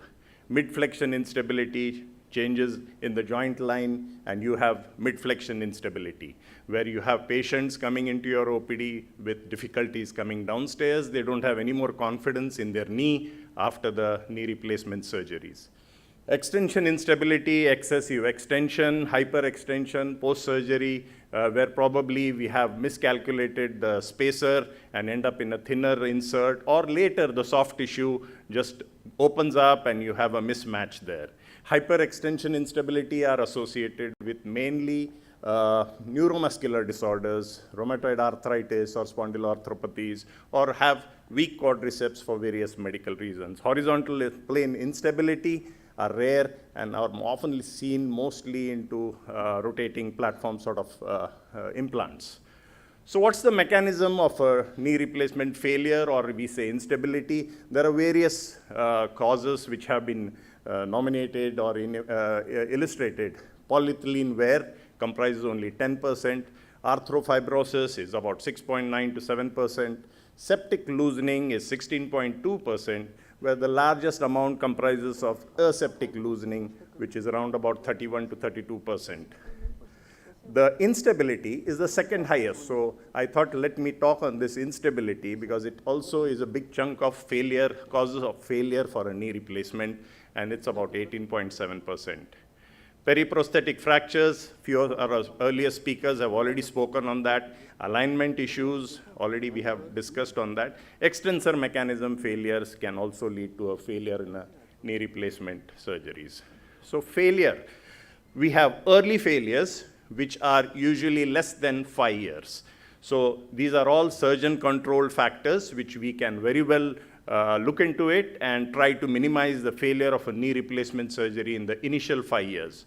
But what is a failure? A failure is inability to provide pain relief and improve function despite replacing the damaged joint with a new prosthesis. So you are promising your patient that you're going to give a painless functioning joint or a knee, and you are not able to fulfill that patient's cause. That's where you have failed as a surgeon. So early failures are less than 5 years, and they are mainly instability, where you are unable to have an appropriate flexion extension gaps. Soft tissue balance, implant designs do play a crucial role, and implant positioning, as we have been listening since morning, are very much crucial to have failure in the first 5 years. Infection, again, it's a surgeon-controlled factor, where the previous speaker has highlighted on how infections can be a disaster for the patient and the orthopedic joint replacement surgeon for his future. Okay, so one infection goes out from your hand, and it's very difficult to bounce back from there. So perioperative infection, I'm sure the OT environment, the septics, and all has been taken care. A quick surgery is what is mandatory. The longer hours you have operative field open, you are inviting trouble. Aseptic loosening, well, again, it will boil down to the first 3 factors, where the soft tissue balancing wasn't appropriate or the alignment wasn't there, and you end up having aseptic loosenings. Patellofemoral problems, quadriceps mechanism, wrong of me to say, but I think the live surgery, we did see that there was a patella alignment or maltracking which was there, and I think these are the things we should look in very carefully when we balance our knees. Arthrofibrosis is also known to give an early failure. Coming to the late failures, or the failures which we have after 5 years. Now, these are indirect surgeon control factors. So we are all looking in that surgeons, as a surgeons, we are responsible for any infection happening to our patients directly or indirectly. Polyethylene wear and osteolysis are there because of the gap imbalance, and if there is any infection or the polywear leading to osteolysis, aseptic loosenings, and we have a criteria which Mayo Clinic has beautifully designed. We all know that no matter how good orthopedic or joint replacement surgeon you are, you have 16 to 18% patients who are not happy at all. Now that chunk, I think none of the surgeons can deny. So these patients keep on coming into your clinic with pain. It's 2 years down the line, 3 years down the line, and they still have pain around the knee. Okay, these are the patients you need to observe carefully. One, they have persistent pain, recurrent effusions they come with sporadic effusions. You have ruled out all arthropathies and all that. You're still not able to crack that. Okay, you have, a knee tenderness, periarticular knee tenderness, instability, and you have pes anserinus area tenderness in these patients. When they are coming with effusion, you aspirate and you get nothing but only a hemorrhagic aspirate. It's negative for all possible infections there, then you're in a soup. The X-ray looks fantastic. Clinical examination, yes, you have to first see that the patient's PCL is still functioning after so many years. Special test for PCL, we all know, quadriceps active test. It's something like a drawer's test, but it's done by the patient himself. So a patient is made to lie down on the clinical table. You have to ask him to flex his hip and the knee. You gently sit on the foot and ask the patient to activate his quadriceps as if he's going to kick the clinician. And that's where you'll see the anterior translation of tibia over the femur. Then you have the posterior sag test, where it's more of an inspectory finding, where the patient is in the same clinical position, and you see from the lateral side, you see a posterior sag of the tibia over the femur. You have the posterior drawers, anterior posterior drawers, or what we call as a false anterior drawers test when PCL is deficient. Test for flexion instability, I think this is the one which we need to really look into when we have such patients in our clinic. So what we do is make the patient sit on the bedside, ask him to ground or stabilize his heel or a foot on the stool underneath, and you can literally do a drawer's manual test on him. You can see that there is a lag or anterior translation of the tibia over femur.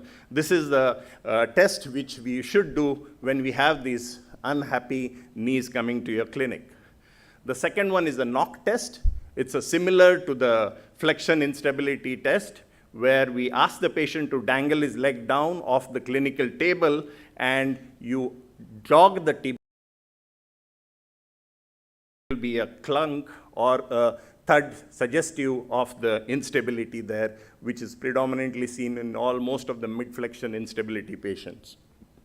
I'm just putting some cases here. This is a 71-year-old female with a very high BMI to our Indian standards, underwent knee replacement 11 years ago, complains of pain, swelling in the knee, and yes, it was more indicative of infection. Like our previous speakers mentioned, we did, this was the X-ray when the patient visited. We can see the osteolysis just below the tibia, and we did the 2-stage revision, explantation, we did antibiotic spacer, we sent for the cultures, 6 weeks of 4+2, that's IV and oral antibiotics. We waited for the parameters to come down, and then went in for the second stage.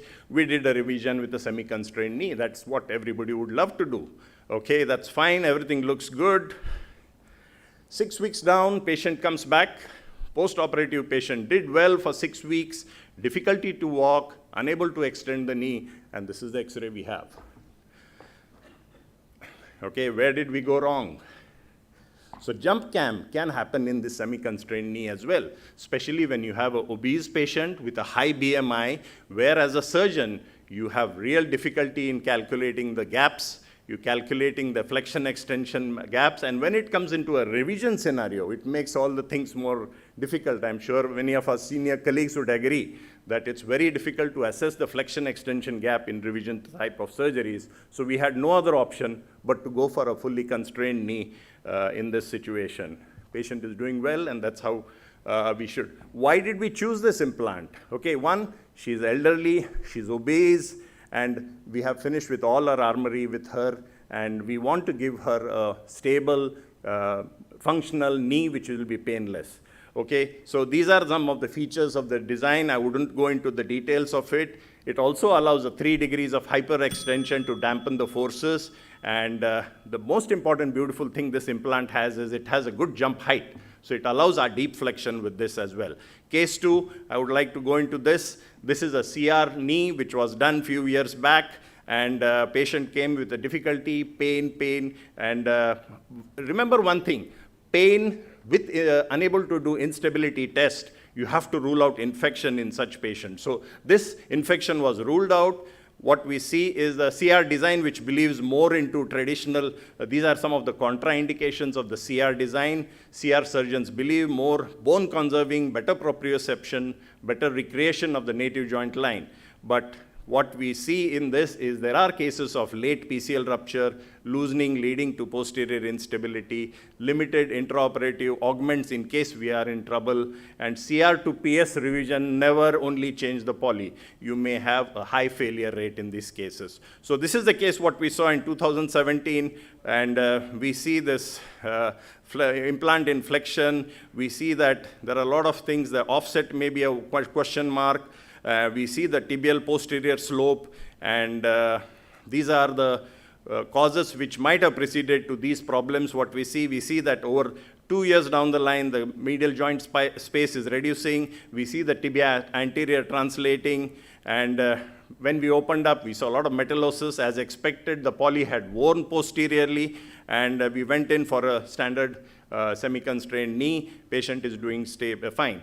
Unstable TKRs, I think we need to have, is due to inadequate soft tissue balancing, loss of ligament integrity, maybe now at the time of surgery, at a later course of time, or component wear, and improper component sizing. Component malpositioning is also an important thing. So how do you handle this? This is the last slide. Surgically, there is a sequence of addressing these problems. One is correct the malrotation and the axial alignment of the components. Second, reduce the posterior tibial slope, which might be more in this case. Third, upsize the femur and use the components and use some augments if required. You may have to even distalize the femur. When you distalize, you may end up with some gaps. You may have to use a bigger poly. To conclude, the era of exploration or diagnostic surgery has long passed. Every failed knee replacement should be evaluated systematically and comprehensively before even taking a knife in your hand. Understand the cause of failure is the first step in achieving a successful revision. Thank you.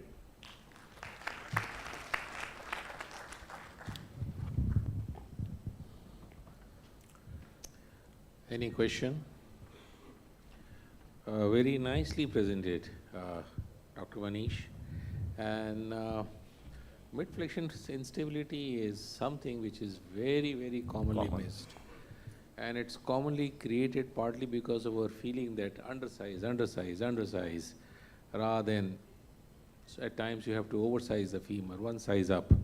So how often you see? I'm seeing quite a bit of patients of mid-flexion instability, as sir, you mentioned.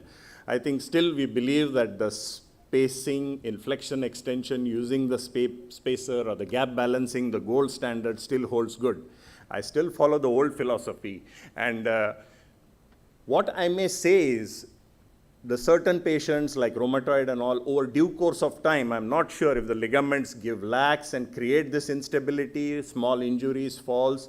But yes, the knees are doing well in the initial phase, and there may be some patients who come back with pain and instability. They have a typical history of uncomfortable. They don't believe their knee while coming downstairs.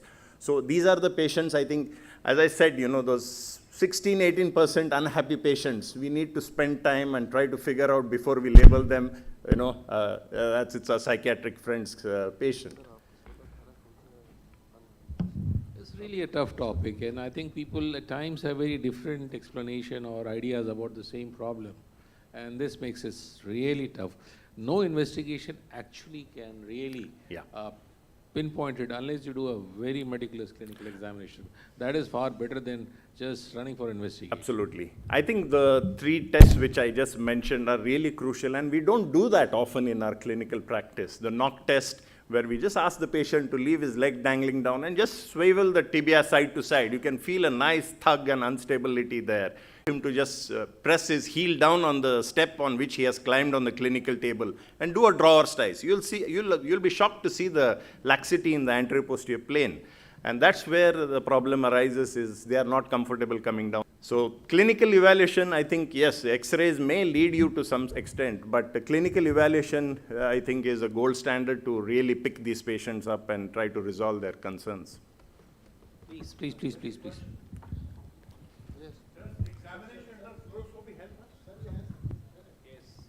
Examination done fluoroscopy. Sir, we haven't done, frankly, but I think the dynamics when the patient, when you do on fluoroscopy, you need to do the contralateral side. There are many patients who have generalized ligament laxity. So I think we have to do contralateral side as well, and then do this side and see, hope for, I haven't done practically anything of that. I have done a couple, yeah. And I was surprised that in one patient or 2 patients, the varus valgus, and I can see the tibia opening, plate lifting off from the condyle. So I do in difficult cases. The only problem is I have to go to gastroenterology department, beg for CAM, because either you go to OT or they are the only person who can provide me CAM. Yeah. So that's the biggest problem with us, but it's a very good test and it makes sense. Right. Thank you, Dr. Manish. Thank you. And very nicely presented. Difficulty. And last is Dr. Anwar for knee stiffness.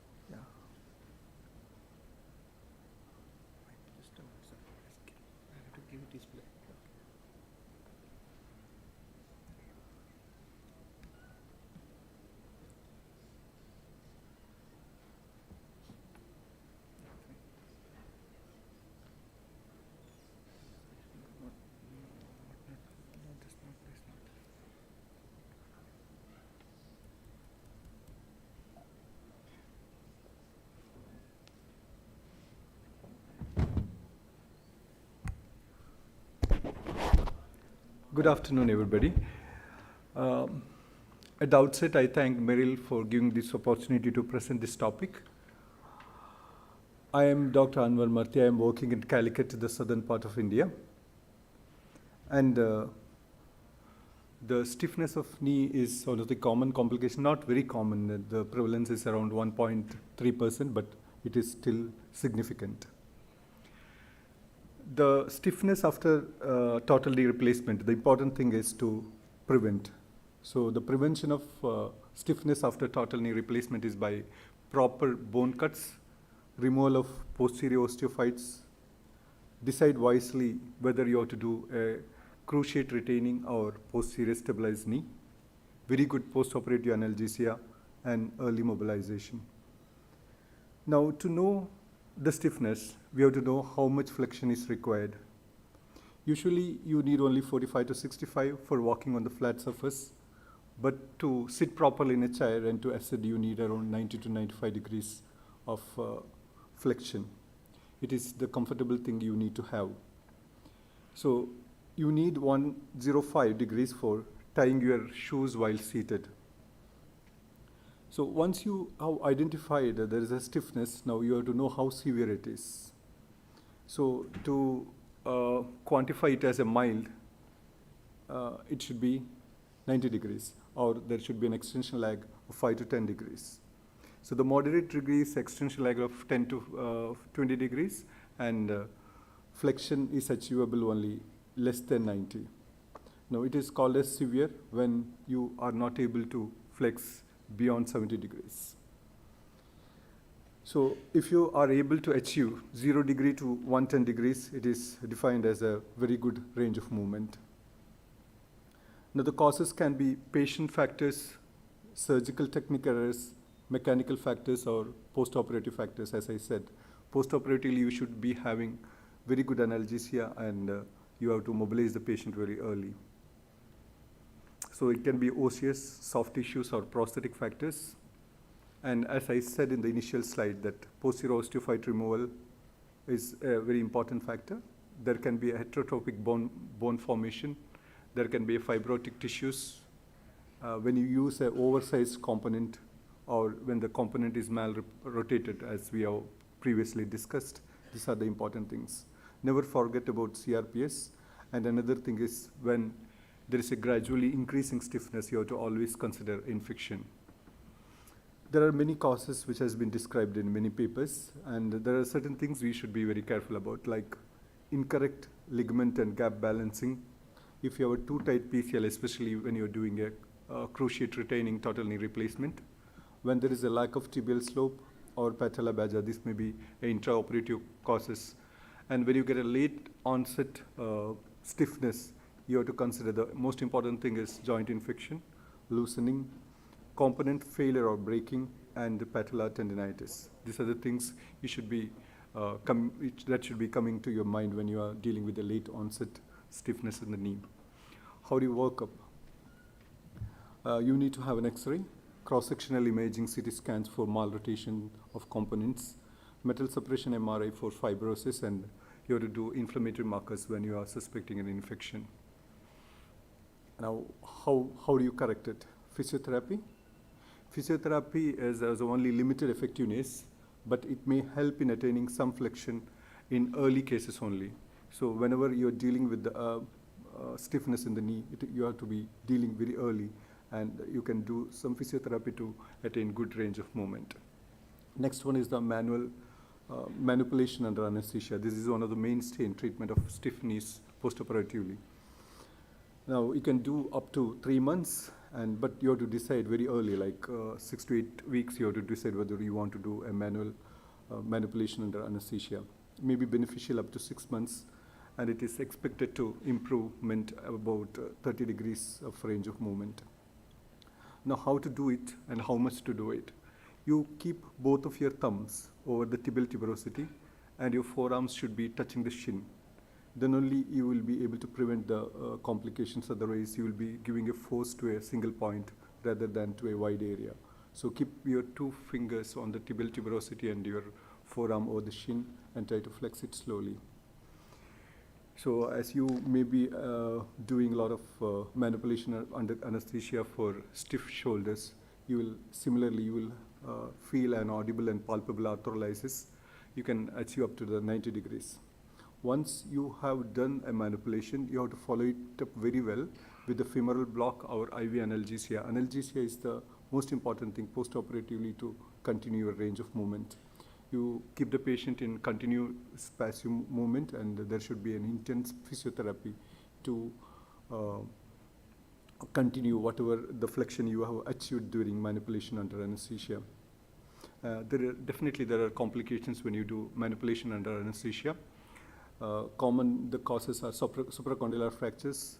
If you are doing very early, there is possibilities of wound dehiscence, hematomas, patellar tendinal avulsions. Then later there can be myositis ossificans. These are the usual complications that you should be aware of while doing manipulation under anesthesia. Now, next modality of treatment is an arthroscopy. Arthroscopy, you should be very careful. There is a good improvement within 1 year. It is technically demanding because it is a stiff knee. When you put your scope inside, there is a possibility that you can scratch over to the metal components, as well as the possibility of breaking the instruments. This can be done with the manipulation under anesthesia or without it. Average improvement you can expect is around 30 degrees. when you're doing a cruciate retaining knee, always do the PCL release with arthroscopically. And you have to do systematically to the lateral medial gutters, supracondylar pouch, intercondylar notches, etc. Complications are infections and prosthetic damage. Another thing is open arthrolysis. There are many things you can do with the open arthrolysis, like releasing the adhesions on the quadriceps as well as in the patellar tendons, which you will not be able to do with arthroscopy. You always release the medial and lateral gutters. You have to do PCL release, as I said in the previous one. When you're doing a CR also, you have to do a PCL release to attain good range of movement post-operatively. And you can also consider polyethylene exchange. You can put a thinner polyethylene to increase the range of movement. What about revisions? Revisions are done only in the faulty knees, like patellar problems, joint line elevations, component malpositions, and component oversizing. So the technical things which led to the stiffness you can do by revision. What to expect after a revision? Results are unpredictable, even with a definite diagnosis. Around 17% are worsened. You can expect around 20 degrees of improvement. Possibly pain may be subsided, but range of movement may not improve even after revision. Revision will benefit only if there is an overstuffing of patellofemoral articulation, there is a flexion extension gap, and femoral or tibial malrotations, loosening or implant failures. And results tend to decline over years after revision. And in conclusion, if 0 to 3 months, if the implants are in good position, do physio or manipulation and anesthesia. If implants are not in good position, you may have to go to revision, but the prognosis should be guarded. In 3 to 6 months, similarly, if the implants are in good position, you may have to go to manipulation under anesthesia or open or arthroscopic arthrolysis. The advantage of open is you can deal with the patellar tendon as well as the quadriceps. But if the implants and patellar problems are there, you may need revision, but the prognosis is guarded. Always make sure that you intervene very early. And thank you for patiently listening.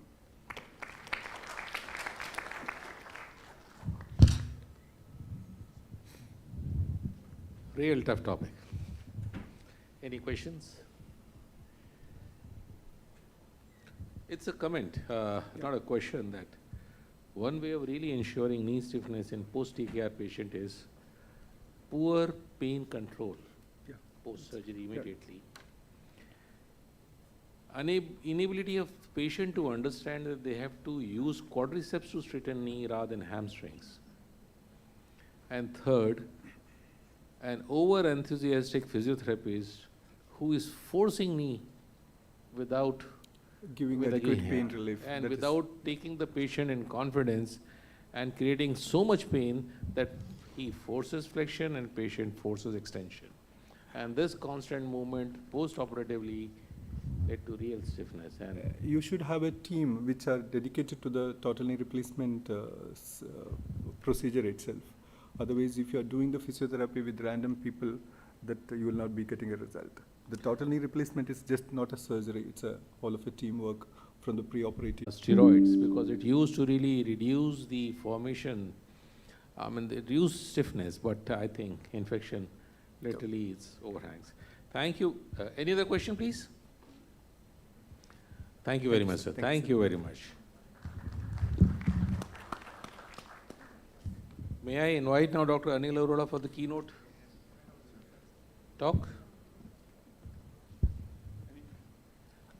I want to add on, sir, basically the last point you emphasized, over physiotherapy, over enthusiastic. This is very common. I've seen in practice. So I tell each and every physio who's taking care of my patient, don't push it for flexion.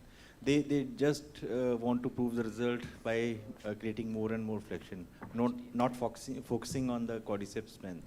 So this is very, very important.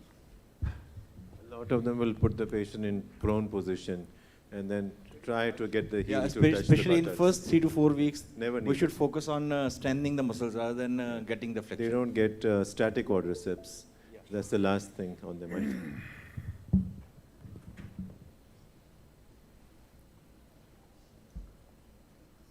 So, very good afternoon.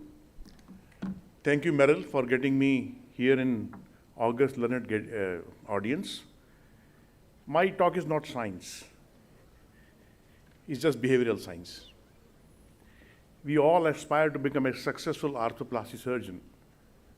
My talk is just a reminder that what helps you, besides learning science and skills, to become a successful arthroplasty surgeon.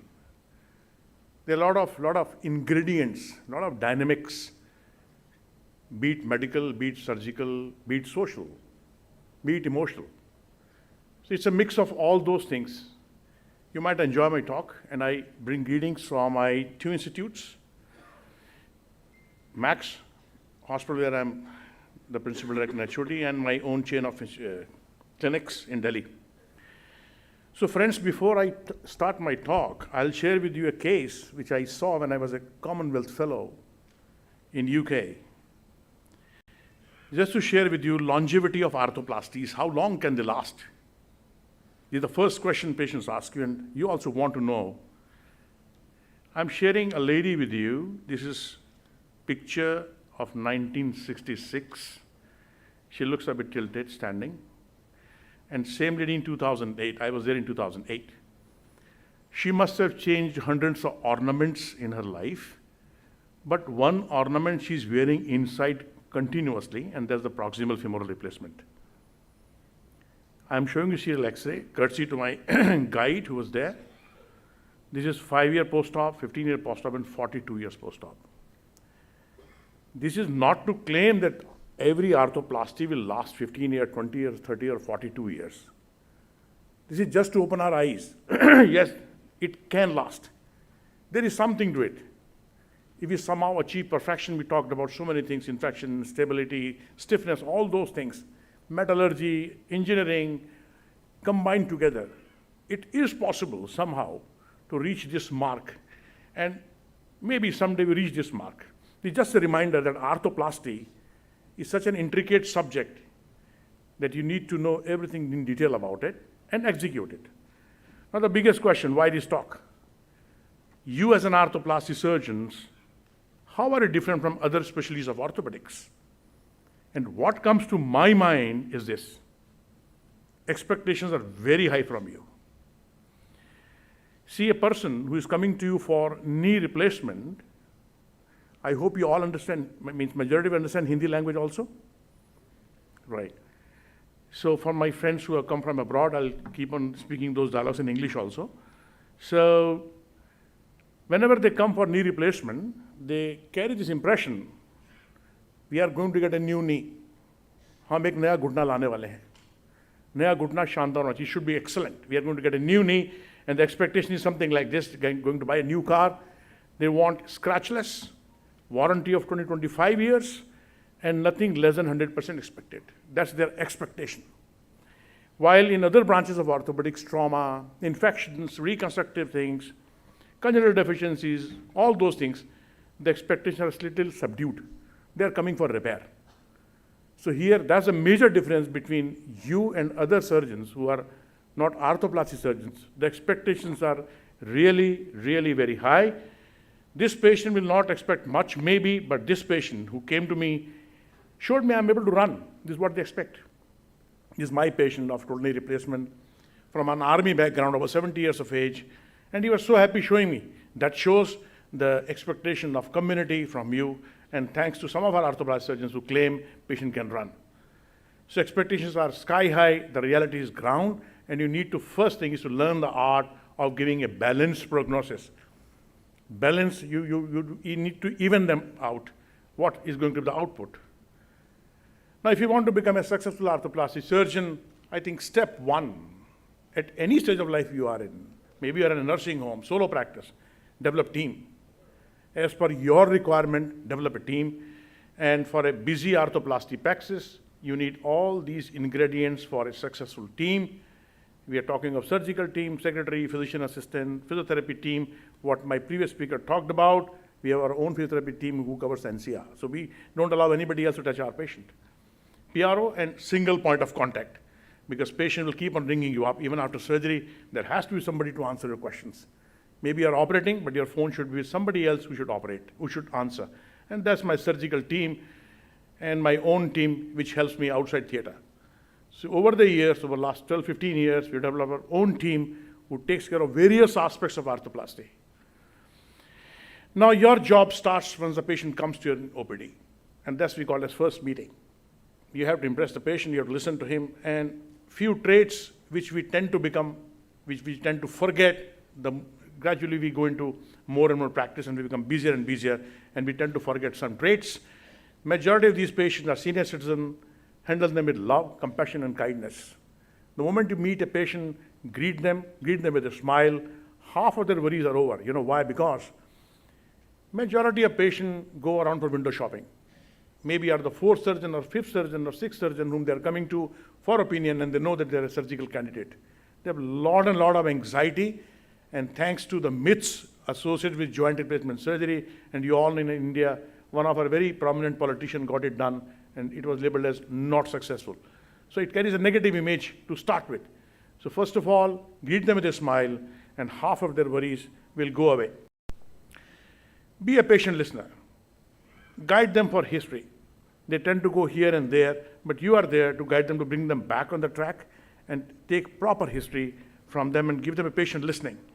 No matter how busy are you, give time to the patient. Many a time, patient will come tell me, sir, you talk to me, you listen to me, I went to XYZ, he saw my X-ray, he said, you need knee replacement, go and speak to my secretary and take a date.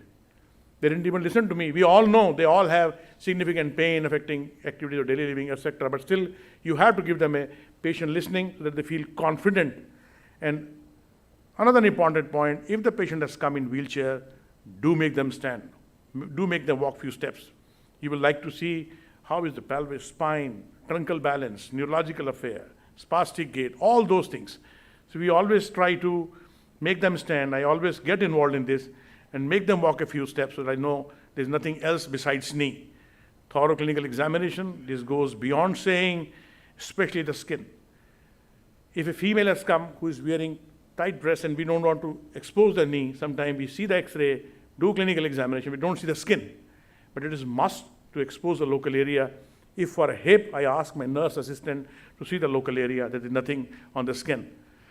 Note scar of previous surgery, goes without saying. And here is one example, came for knee replacement, see hyperreflexia. Many of them, they might have neurological affair. They will come to you with difficulty in walking, that's all. They have knee pain, difficulty in walking, and see that. CSLR, another patient, same. Came to me for, again, knee and see hyperreflexia. See that. They have altered gait. You make them walk, you will notice down. So don't forget that. You tend to forget once you get busy in your practice. Palpate vessels, sometimes they have peripheral vascular disease, coexisting or otherwise. On an X-ray, note down calcified vessels, explain X-ray and implants to the patient.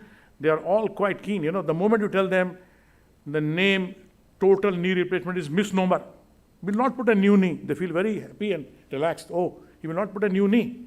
No, we will not put a new knee. We'll put a new cartilage. That's all, an artificial cartilage. So they feel very happy. Oh, they will say, "Acha, itni badi surgery nahi hai. I thought it's a very big surgery, you will put a new knee." You answer them, explain the X-ray, show them implants, what will you do, educate them about their disease, use educative material, keep it within your clinic or your OPD, it can be anything. I tend to explain them clearly. These are few of my international patients for Uzbekistan, and I'm explaining them how will it go. So I do explain them.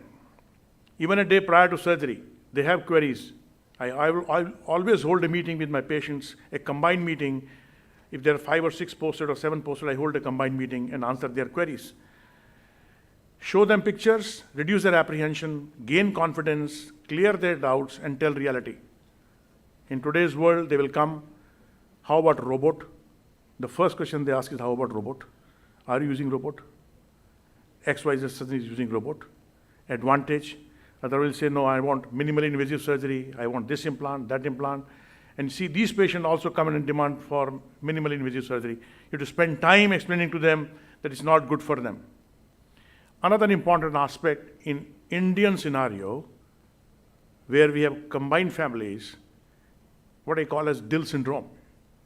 I'm not warning you for any assessment of cardiovascular status. I'm warning you for this lady who is in the family. There are 5 family members who has come with the patient. One lady speaks, she's very verbose, and she's daughter-in-law. She will ask you 1,000 questions because she has to impress father-in-law, mother-in-law, everybody around that I've taken doctor in a storm. See, मैंने doctor को सीधा कर दिया. So I tend to praise her. I said, you are the most intelligent female, means here, I've seen very intelligent question. And then she starts praising you. So this is, we call it, dil hai mushkil. So this is, daughter-in-law hai mushkil. So I always try to praise that female. Anybody asking me maximum question, I try to praise them. Beautiful. What a thing. I said, you look quite learned. He said, then he feels very happy, and then he starts praising you also. So we need to understand Dil syndrome, right? Explain the roadmap to recovery. This is very, very important. You might not be spending time, but a lady wants to know. The lady asks me, when can I give warm food to my husband? मैं फुल्का कब बनाऊंगी गरम? After knee replacement, well, when I enter my kitchen, a man wants to know when can I go to the office. So tell them the roadmap to recovery, what will happen, when will happen, what is the expected road to recovery.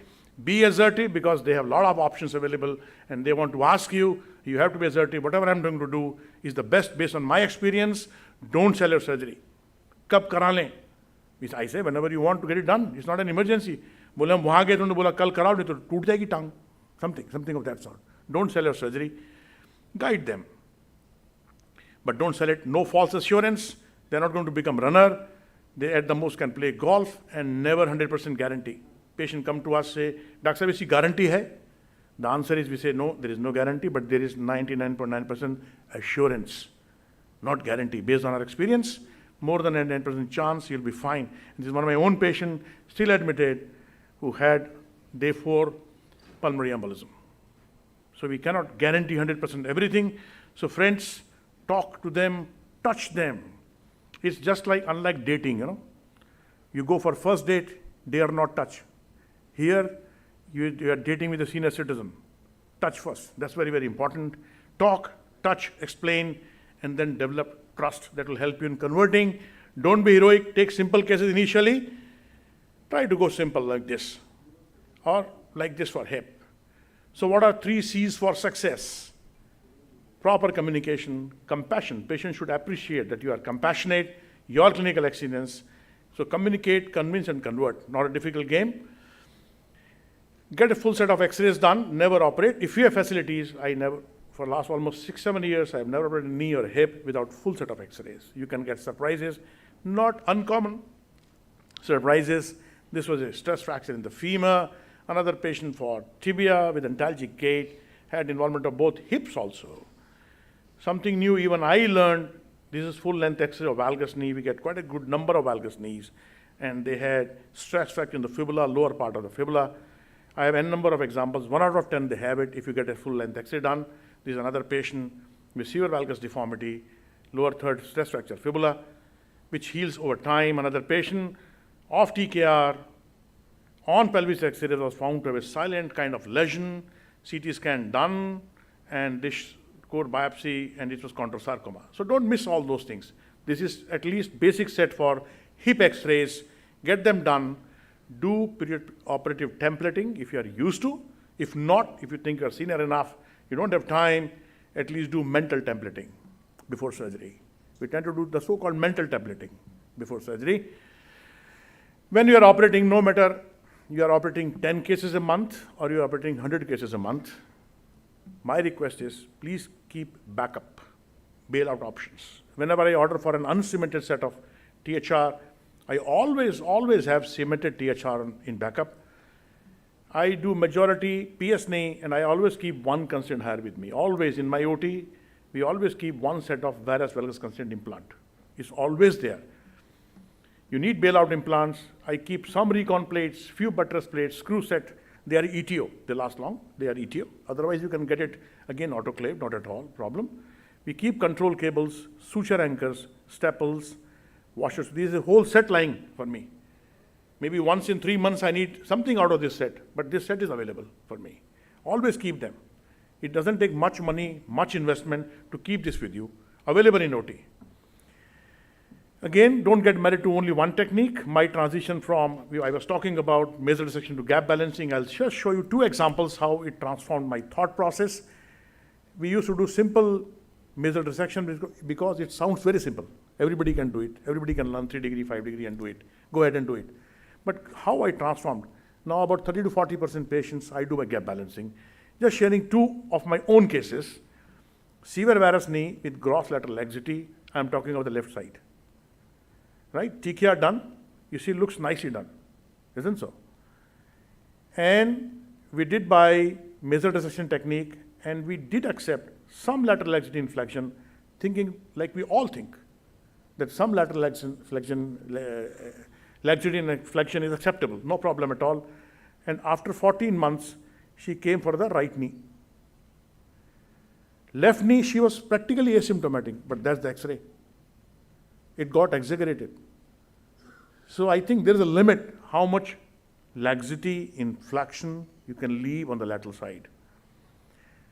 And within 14 months, this knee went from picture on the right to picture on the right to picture on the left.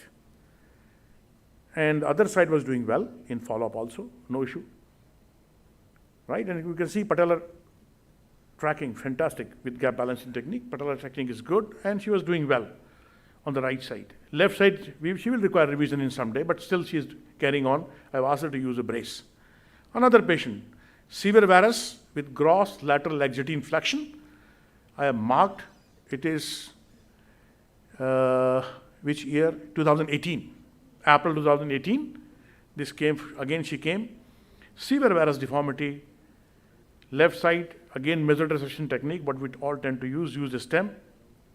This is 9 months follow-up. She came for the right side. And she was happy for the left side on 9 months follow-up. And this is both the sides lateral view.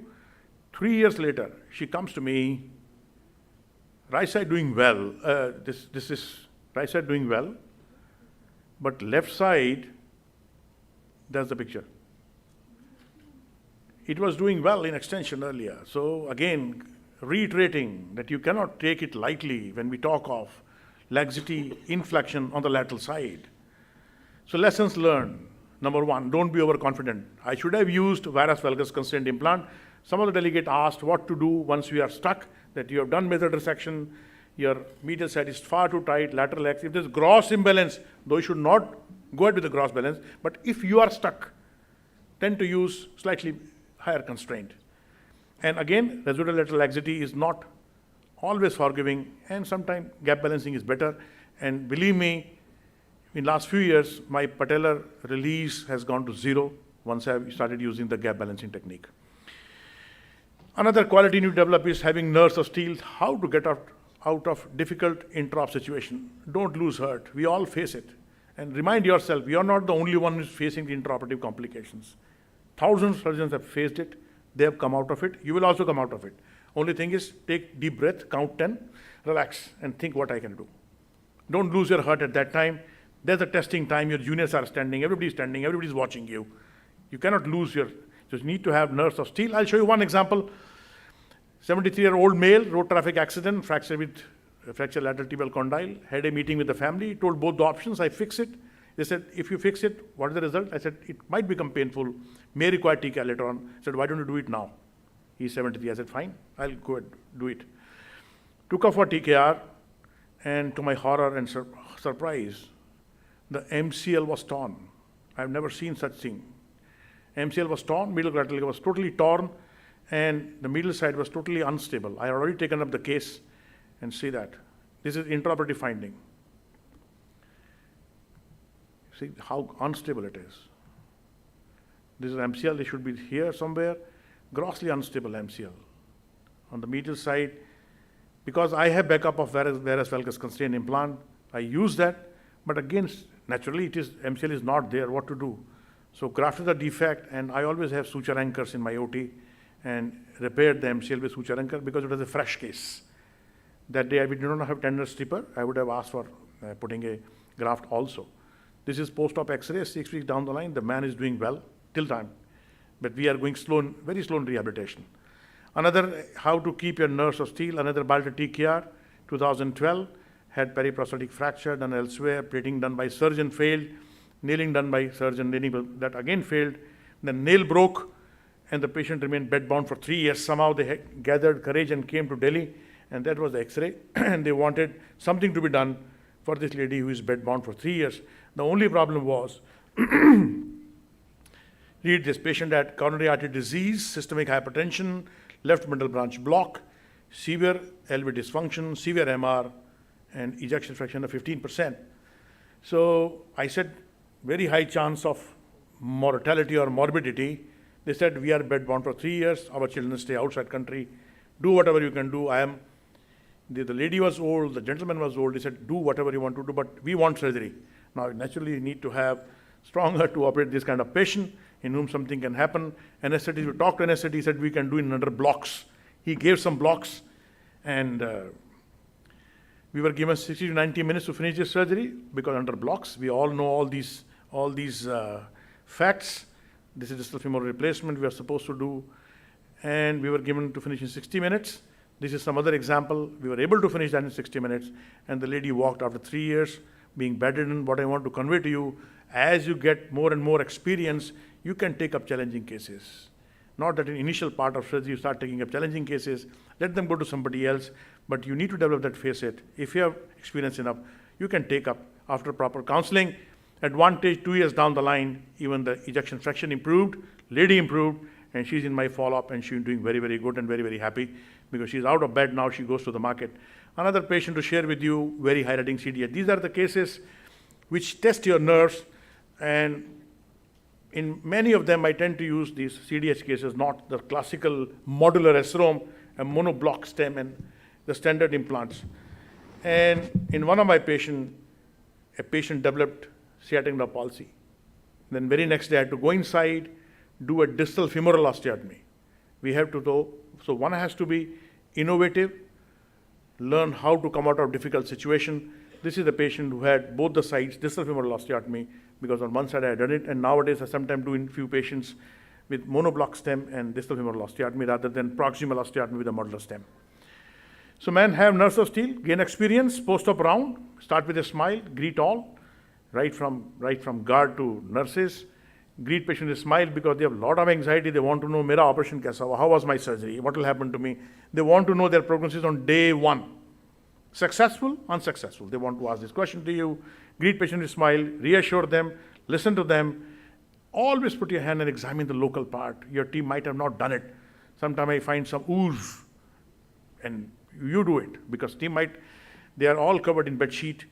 Ask about pain, show compression, check treatment chart. Is very, very important what your team is doing. Discuss all these parameters are very, very important. In post-op you take because you own the responsibility of the patient, not nurses, nobody else.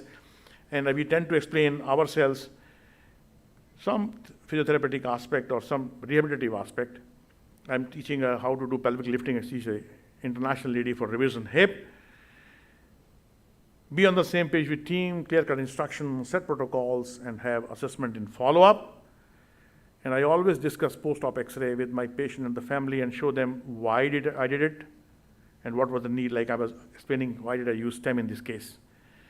And friends, whenever you are thinking of doing an arthroplasty, you're not thinking of only 1 year, 2 year, 5 years. You're thinking 20 years ahead. You want it to last 20, 25 years.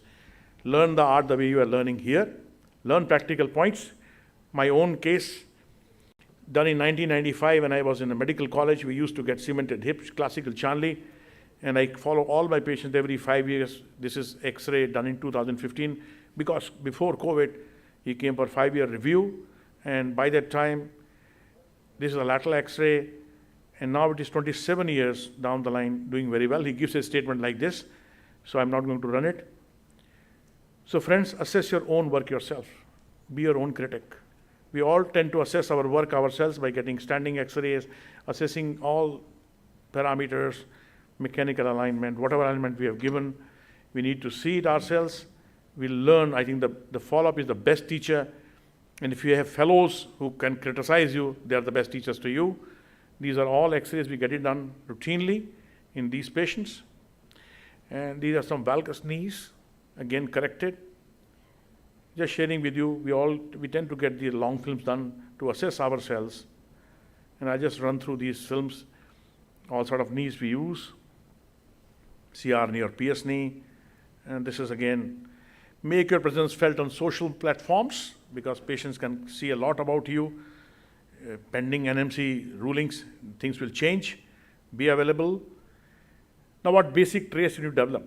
Develop environment conducive to replacement right from OPD till OT and follow-up, expertise, develop economics. Nowadays patients come and talk a lot about money. Develop entrepreneurship. You need to be accessible, affordable. You need to have good ability, accountability and amicability because sometimes they become hostile. Do keep in mind some unusual thing. These are usual revisions we see, but as one of my previous candidates showed, this was an infected knee which turned out to be fungal in nature. This is 5-year follow-up. Another patient which came back within 6 months, definitely it has to be infection to come in 6 months, did in 2 stages and it was tubercular. So keep unusual things in mind. Also think out of the box. Undoubtedly you need to learn the art and science of all types of knees you need to put. And what if these big implants fail? You know that. You know the answer. You can do total femur. Just one line, few more slides. Why arthroplasty is very important. I'll share with you a very sad story. 70-year-old female, year 2005, fracture neck femur. Operated elsewhere, bipolar done. Naturally bipolar in many circumstances done by a junior person. They also are itching to operate something. They say, okay, start with bipolar. Then you will come to THR. Done by junior person and then dislocated. 3 times close reduction done, got frustrated, did open reduction once, but again it did not stay. Surgeon converted to total hip replacement in 2005 with a long stem, which became loose in 2009. And in 2009, another surgery was done for this, because since lady was quite old, she wanted early, immediate ambulation. Surgeon did not go for grafting and a long stem or a locking stem. A cemented stem was used. This was immediate post-operative X-ray. 2009, post-operative 3 months after cementing a long C-stem. And this is at 5-year follow-up. Lady came to me for painful knee. I performed a total knee arthroplasty in this case. And this was February 2014. In 2016, as it was anticipated, the lady had a fall, stem became loose. It got fractured. It was not primarily a fracture, it was a loose stem, and then she fell down. And ultimately, she went on to get total femur replacement. So please imagine, right from fracture neck femur, from bipolar, the journey from bipolar to a total femur replacement. So friends, arthroplasty is non-forgiving. One has to learn the fine art. It is non-forgiving at all. And so is the patient in today's world. So please keep educating yourself. Be updated with literature, attend conferences, workshops. We keep on going for learning. Even at a ripe age, I'll just pass through fast. And we should be wary about overnight workshop specialist surgeons. And this is the saying. You need to learn how to use that tool. My journey started way back in 1988. It's already 34 or 35 years. Do publish. This is one of my fellows' publication. What you need is mentoring from a surgeon, work under him, do fellowships, learn the art and science, learn technology, learn soft skills. They are again very important. Do presentations, develop confidence, update yourself, and by this way you gradually grow and tend to become a Mr. Strong arthroplasty surgeon. You have to go through all this grilling schedule over decades, and despite being extremely busy in OPD or whatever practice you have, you need to be a happy workaholic, not an overburdened, stressed workaholic, taking care of a health and family. So friends, this is the last time of my talk. I invite all of you to our annual conference of Delhi Orthopedic Association. We have brochures outside. We are organizing in November. You will be getting messages from us, and thank you very much.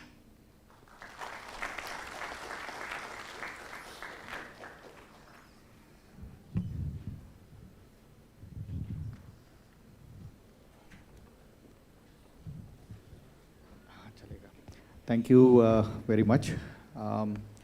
We have one important thing in the hall, so if all of you could wait. I would request Professor Dr. R.N. Singh also to please come and share his arthroplasty experience, and post that we would like to felicitate, and may I request Dr. Arora to just be on the dais. So while Dr. Singh walks on to the dais, it was so nice to learn the journey of 34 years of arthroplasty of Professor Anil Arora. And indeed, we try to say that yes, implant is for life, and we do believe in implant for life as a philosophy. We are starting to talk about it more and more. And hence, education becomes the cornerstone to what all you do, and we keep doing these courses with support from all of you. Thank you so much. Over to Dr. Singh.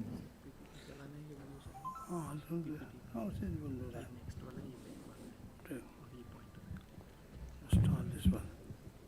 Sir, इससे next होगा. Yeah. इससे back होगा. ये back होगा ना. Is coming. हाँ मैं देता हूँ screen.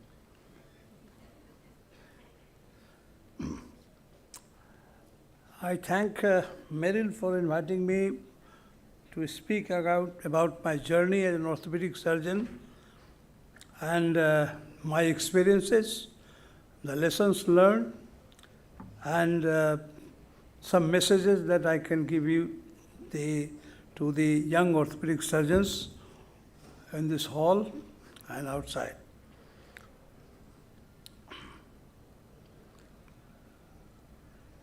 You see, first of all, why I became a doctor. Because I had confrontation with a doctor when I was very young, when my father was seriously ill, and I was something like 10, 12 years old. Then I thought that doctors are very good and they are really like God, and we must become a doctor to save lives.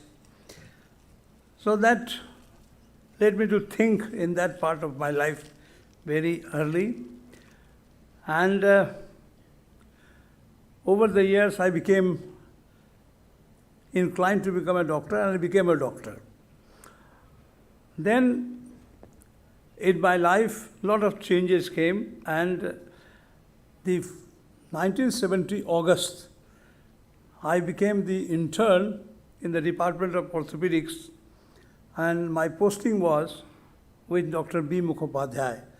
You might be knowing his name. Professor B. Mukhopadhyay was in operating room, and I went there to give him the intimation that I have joined as an intern in your department. The person told me that Professor Mukhopadhyay is standing there, talk to him. He was in operating room.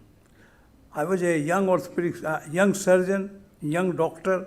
So I went inside the operating room and told Professor that, sir, I am here, Dr. Singh, I have joined as an intern. He looked at me. He saw me in my boot and my suit, being a new doctor. He held my collar, took me away from the theater and said, you have come inside the operating room without changing. And he threw me out of it. I went back to the department and said that this was happened with me.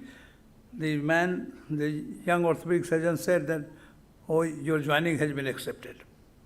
But that particular incident took me to think that so important is the operating room, so sacred is the operating room, that Professor B. Mukhopadhyay was so serious about it. And in few months later, another teacher of mine, Professor U.N. Sahi, explained that the surgical theater is the most serious place of the world, even worse than the war field, because in the war field, one is trying to kill the enemy, and the enemy is trying to kill you. both are fighting. But in operating room, whoever he is, maybe a prime minister of the country, president of the country, king of the country, but he is surrendered before you. And you are the person to take care of him in all respect. And this is the most serious situation, where a person has given everything to you and you are the savior. Therefore, this is the best, or this is the most sacred place, that is operating room. I have been listening to a lot of people here talking about the infections, the joint replacement, and their outcomes. All this is because of the operating room discipline, which is so important. Dr. Arora has just said that what is the importance of being good and being very sincere about your workplace? Because if your workplace is not sincere, then you are not going to get out of it. Anyway, going ahead, then I became a tutor of anatomy, human morphology. And I joined PG in Patna Medical College. In 1976, I went to UK. There in UK, you had journey as an Indian doctor. You have to work there, and it's just very beginning, early part of your life. Working in different hospitals was a difficult part. And in those periods of 1976, 77, very difficult to get through the examinations also, but working in different hospitals, preparing for examinations. And the most important thing that when you pass an examination, the happiness that you get without any other fellows. I remember one incident when I passed my primary FRCS examination. I saw the name in my list and I was so happy. And I looked around and I found nobody, and Irish people was there sitting. I hold him up and said, I have passed. So that's the happiness that you get after getting through those examinations. And then you meet different peoples, you make room in the system, and then you know their views in England or in any place of work. And then learning from them as an observer, as an assistant, winning the confidence of seniors, getting independent status to work. Never jump that you will be getting the independent status to work straight away. In our practice, we see that a lot of people come and they try to do the joint replacement first. They try to do the best surgery that they can have to start with. No. First of all, as an observer, as an assistant, winning the confidence of the seniors, then get the independent status to work, and always be critic to yourself to see that what you have done and what you are going to get. But at the same time, in living in foreign countries where you are preparing for your career, you are making your career, you do have your family with you, and it's very difficult in those situations to make a balance, keep a balance between the two.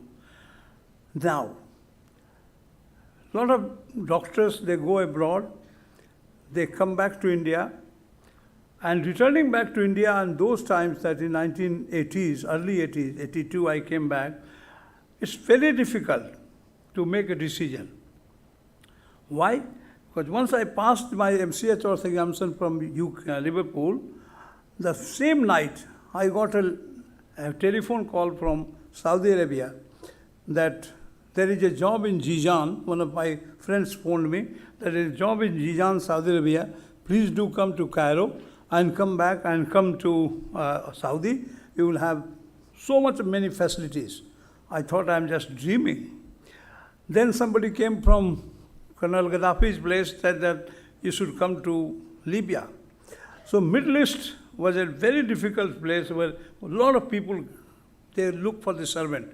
They go there, they say, let's go to this. So it's decision, it's very difficult when you come back to India in those days and what to do, because you don't have any job in India at that time. If you don't have a job in India, it's very difficult to make a decision to come back to India. But anyway, job opportunities in Middle East becomes a very big distraction. At that time, I don't know what is about now, but at my time, this was a very big distraction, getting a job abroad. coming back to this country with a work experience, degrees and testimonials were the pillars of confidence. So I came, but again, you had a difficult time. Bad weather, the education of children, state authority, health authority, and in my period of time, the accommodation into the state service was very difficult. Getting into it very, very difficult. And all your previous experiences, whatever you have got teaching experience and others, I was also a tutor in human morphology in Queen's Medical Center, Nottingham. But all those experiences were nothing, because in a state service, you have to have the new job criteria from the day of joining. So the local people, the IS authorities or the health state authorities had no feeling for the agony of the younger doctors at that time. There was a pressure. But anyway, Dr. Singh was happy when he was given a job in a state service after a year. And I was posted 350 kilometers away from Patna. And when I went there, to my dismay, the hospital was planned, but not yet constructed. So, I came back to Patna and met the IS officer and said that, what is this? There is no hospital there. Oh, it will be made, it will be made. So I met him and I said, what is brain drain? At that time, Mrs. Indira Gandhi was in power, and a lot of hue and cry that brain drain, brain drain. So I said to that IS officer that if I go abroad and send £100 a month to my parents for their maintenance, that's a brain export. But putting an orthopedic surgeon, qualified orthopedic surgeon, internationally qualified orthopedic surgeons into leprosy hospital which is not yet constructed is putting a brain into drain. And that made me to think that what should I do next? And here I started my first clinic in a motor garage for consultation and started operating in nearby hospitals. I decided not to leave Bihar. I decided not to leave Patna. I decided not to leave this country. And I said that I will work here in Patna and will change the scenario, and a day will come when people will recognize it. This was the idea behind all my success. And then I started my clinic. The only one thing that I took care of, that you have to be very patient. You can't win over the world in one day. You have to be patient. And you have to be very careful about your relationship with the persons. As Dr. Arora said, that there are three most important qualities that one professional should have. One is the availability. Three ekas of the success. One is the availabilities. The second is affability, amicable. You must be affable. You must not be shouting at the patient. You must be good to the patient. Listen to them. That's the second A. And the third A is the ability. You may be a very good able surgeon, but if you are not available to the right place and right time for the patient, if you are not able to the patient, or maybe equal to the patient, your ability will not do the job. So these 3 points of availability, affability, and ability is the basis of success in a professional's life. This applies to any profession, not only doctor's profession. And then I started my clinic as an orthopedic surgeon, orthopedic practice, and a clear vision to develop my own institution and work with sincerity, honesty. And I remember one simple statement of APJ Kalam, that if you salute your duties, you don't have to salute anybody. But if you don't salute your duties, you have to salute everybody around you. So this is what is the point, that we must salute our own duties, and that led to me, be honest for your job. And gradually, an institution was created, and timeline of the institution I went on doing the same job as Dr. Arora just has said. Your patient care is the priority. You must be attached to the patient. That is what was the basic of my success, and ultimately keep pace with the development of the world. This is what is very important. Even if it was Patna, it was a very remote town of our country, very underdeveloped state, but still way back in 2002, I started making laminar flow in Patna because I have worked with John Charles Hospital in 1979. I have worked with Royal Liverpool Hospital, and in John Charles Hospital, in the Wrightington Hospital, there was no negative suction drainage. That is what we get today. There was a small motor mechanism which used to keep negative suction. And these things developed in India, and ultimately we first made the first laminar flow theater in 2002 in Patna. And we progressed and we did everything as whatever development was going in the world. I kept myself visiting abroad, I kept myself updating myself, and ultimately kept myself in the progress of the whole orthopedic world, the arthroplasty. My topic of MCH Orth was geometric knee replacement. Geometric knee replacement, I think you all orthoplastic surgeons must not have heard the name, but geometric orthopedic knee replacement was a design that was done in 1979. Professor George Bentley has done about 30 cases, and I was given the program of doing this review study of geometric knee replacements at that time. It was a design only with two condylar surfaces replacement attached with one steel in between. So this was just primitive, and the tibial component was only with high density polyethylene. And a very early phase, but later on it all developed. What we did in arthroplasty section of Wrightington Hospital, John Charlie, 23 mm head and cementless or cement prosthesis. But over the last 50 years, what we are listening today, what the knee replacement, geometric knee replacement are listening today, vast difference. It looks like that I have become really old now. Now at that age of 25 to 30 years of my life, and now 75, I see this dramatic change. This is because of the experiences, because of the relationship that we develop amongst each other to exchange our ideas, to keep ourselves paced with the development of the world, the recent development in the metallurgy, engineering, as well as clinical experiences that we are all accumulating, exchanging ourselves, and finding out the best thing to be given to the present patients who are coming to you. Now, a lot of things have come up, and ultimately you will find that I kept myself attached with the teaching, academics, and I never went back. I was not in the institution, but I kept myself related to the academics and kept on doing the academics every year. And one thing I must say, when I came back from UK, I had an idea that in India, there is only MS orthopedics or MS is the super specialty.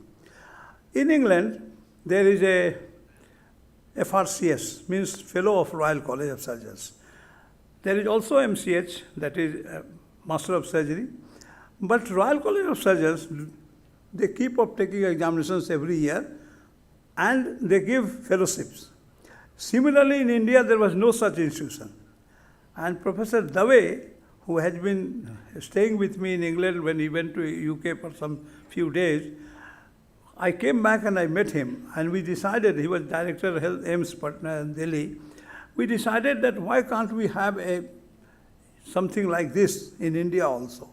And this, in 1982-83, the Diplomat National Board idea came up.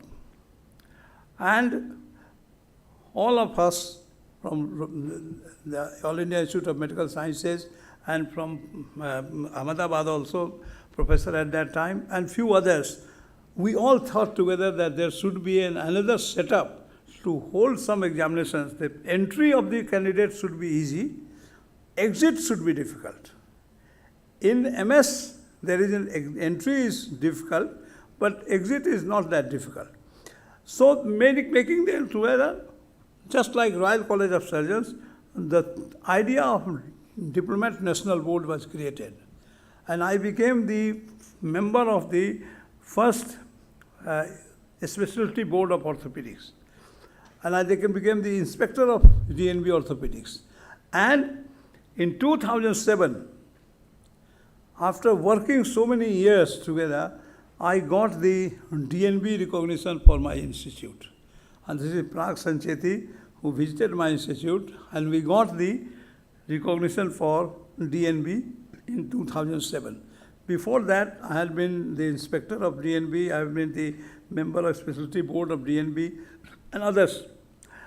Then it went on, but what happened? That, as you know, I don't want to explain this, but as you know, there was fight between the MCI and the DNB that who is better, why this MS is equivalent to DNB, this and that. So what happened that 3 years later, Central Health Minister came, the new Central Health Minister came, and ultimately what happened, that the criteria for 100 beds for a specialty was changed into 208 beds. And so my institution was out of list after 3 years.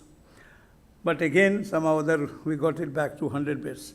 So my institution, the simple orthopedic institution for 100 beds, was one of the rarities in India. Still today, I claim that the orthopedics specialty, 100-bedded orthopedic hospital in India is, I think, very few, 5-6 places, because general hospital, other hospitals, they all big hospitals, they do have DNB status, but they do have the number of beds joined together for all the specialties. But anyway, this was my idea of putting up my own institution went on, and Professor Chancheti also visited our AIOR.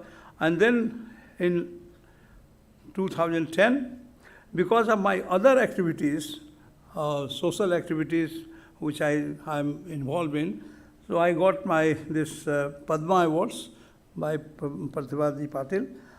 And then everything went on, new building came up, and this is the new building came up, and ultimately 2013 we got Ashish, my son, back to India, and I asked him to develop the arthroplasty unit, which I was already dreaming right from the beginning. But because of my other, as a general orthopedic surgeon, my other involvements, it was very difficult for me to take up only arthroplasty as a specialty. So I asked Ashish, he was in UK, and he came back to Patna, started working in Patna with me, and we got 2014.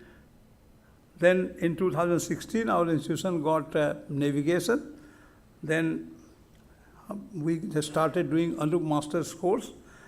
And this is the journey that led up to from 1989 to this. Today we are just first MC out of course, that is 2018.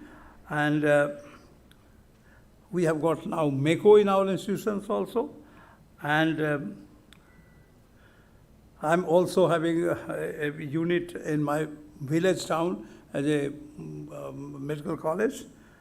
And then Anup Institute of Orthopedics, I've got almost all facilities now. And today, should I go back? Today, my institution is recognized as a DNB, and also is NABH, obviously is NABH accredited hospital. And we have got 4 kids coming in every year for our DNB course. And very recently, I've been elected as a President of Vishwa Hindu Parishad, for my various social activities, which was responsible for me getting the Padma Awards in 2010. This is the life of a person from beginning to the end. How can you grow? But with one vision, that you should be honest to your patients, you should be as honest to your job, you should be honest to the society, you get everything. Today, I am one of the Padma awardees. I have got my own institution and I have got my all sorts of facilities, and the society is now recognizing me. This is what is the achievement that you get being a person, but with one vision. So power of one is very important. Think and do the best, you will get the best. That is what is the, just suggestion and my advice to the young orthopedic surgeons or young surgeons of this hall, that you must keep thinking high, you will be getting up. Thank you very much for patient listening. Thank you.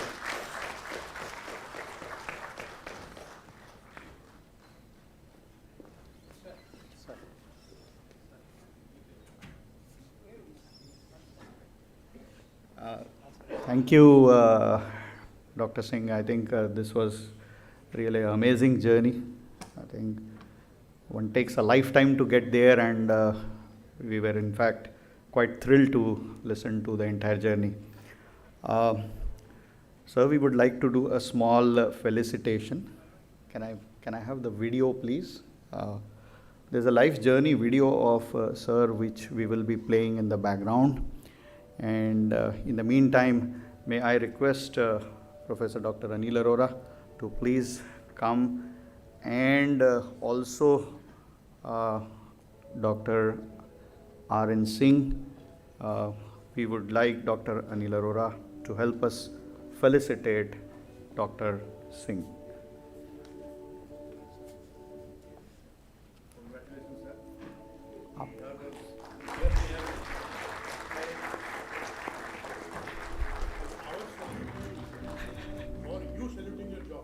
Yes. May I also, in the meantime, request Vivek Shah and Rajesh Pandey to please come on the dais. We have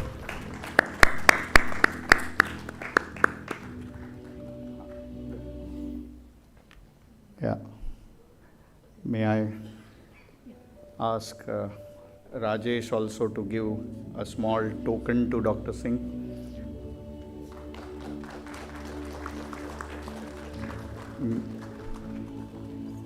Yeah, may I also ask Mr. Vivek Shah to hand over a small token to Dr. Singh?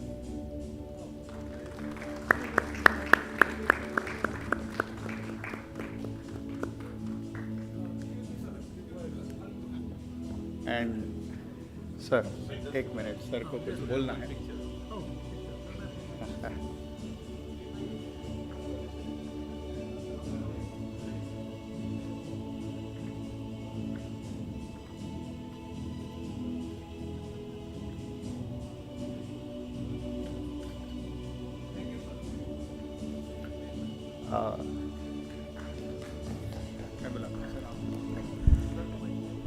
Big thank to Team Merrill to give me this facilitation.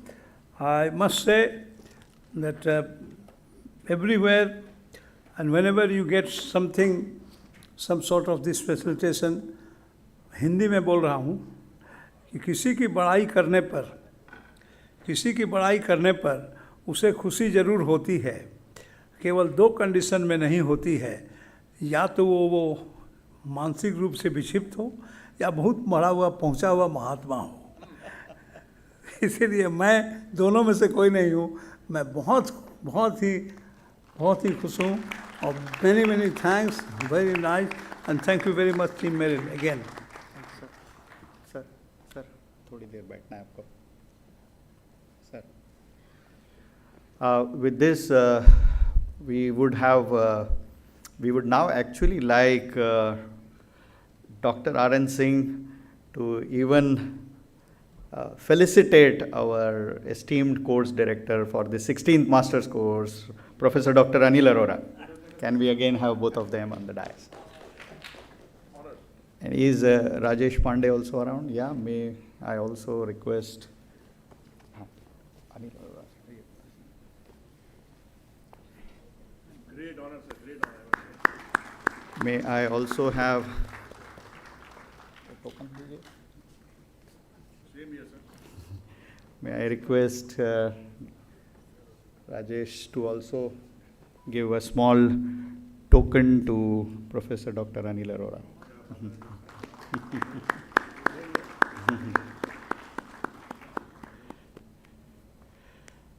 Thank you very much. But sir, please still stay on the dais. I have some small things to do.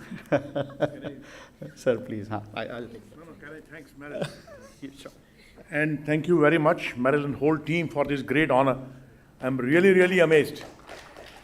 Yesterday night, I entered this campus, and till that time, I'm really delighted and amazed to be here. Maybe I'll come back again very soon. Sure. Beautiful course, beautiful campus, beautiful audience. What an ambience, what a science. Thank you very much, and for this honor as well. Pleasure. Can we play the video? And we would still request Professor Arora also to be on the dais another 2-3 minutes before we really go for lunch. 9, 8, 7, 6, 5, we go ready to start. 2, 1, booster ignition, and liftoff of shuttle Endeavour.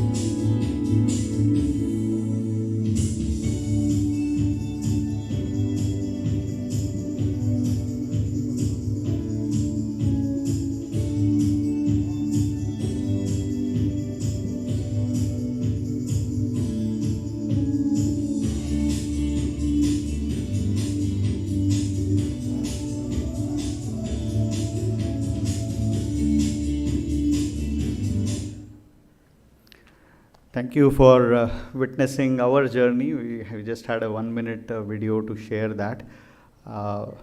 May I request Professor Dr. Anil Arora to please come and unveil this book. We've made a small coffee table book which depicts our entire journey of the 15 master's courses that we've conducted since such a long time. From the time this academy has come into existence, we have been doing this 2-3 courses. Professor Arora, to unveil this coffee table book. The coffee table book copies are available in the executive lounge, so while you feel like getting some air outside and a cup of tea, maybe you can have a look at that.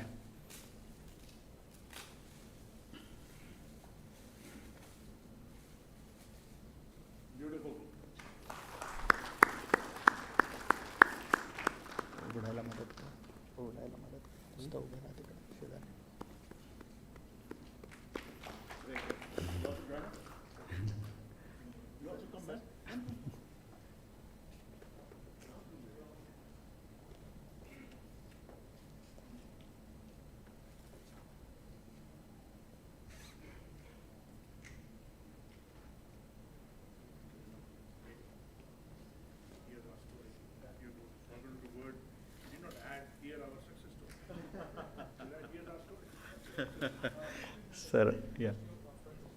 Okay. So our success story is incomplete without people like yourself, sir. So you add value and then things become successful. And thank you. Thank you, sir. Thank you. It's been a pleasure. Basically. And then may I now also request Dr. R.N. Singh to unveil one book.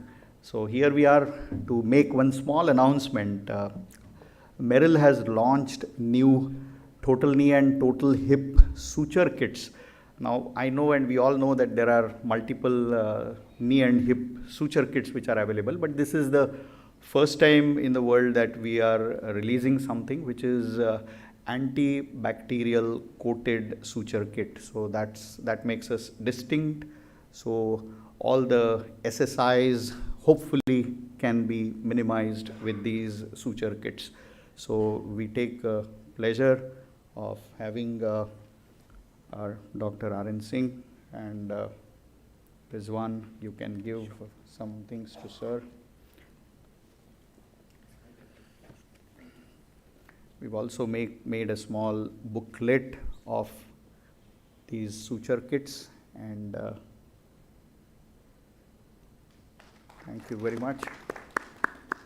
That's a knee kit, hip kit. Yeah, one more kit. One more, yeah. Sir, ke saath. Sir. Another hip kit.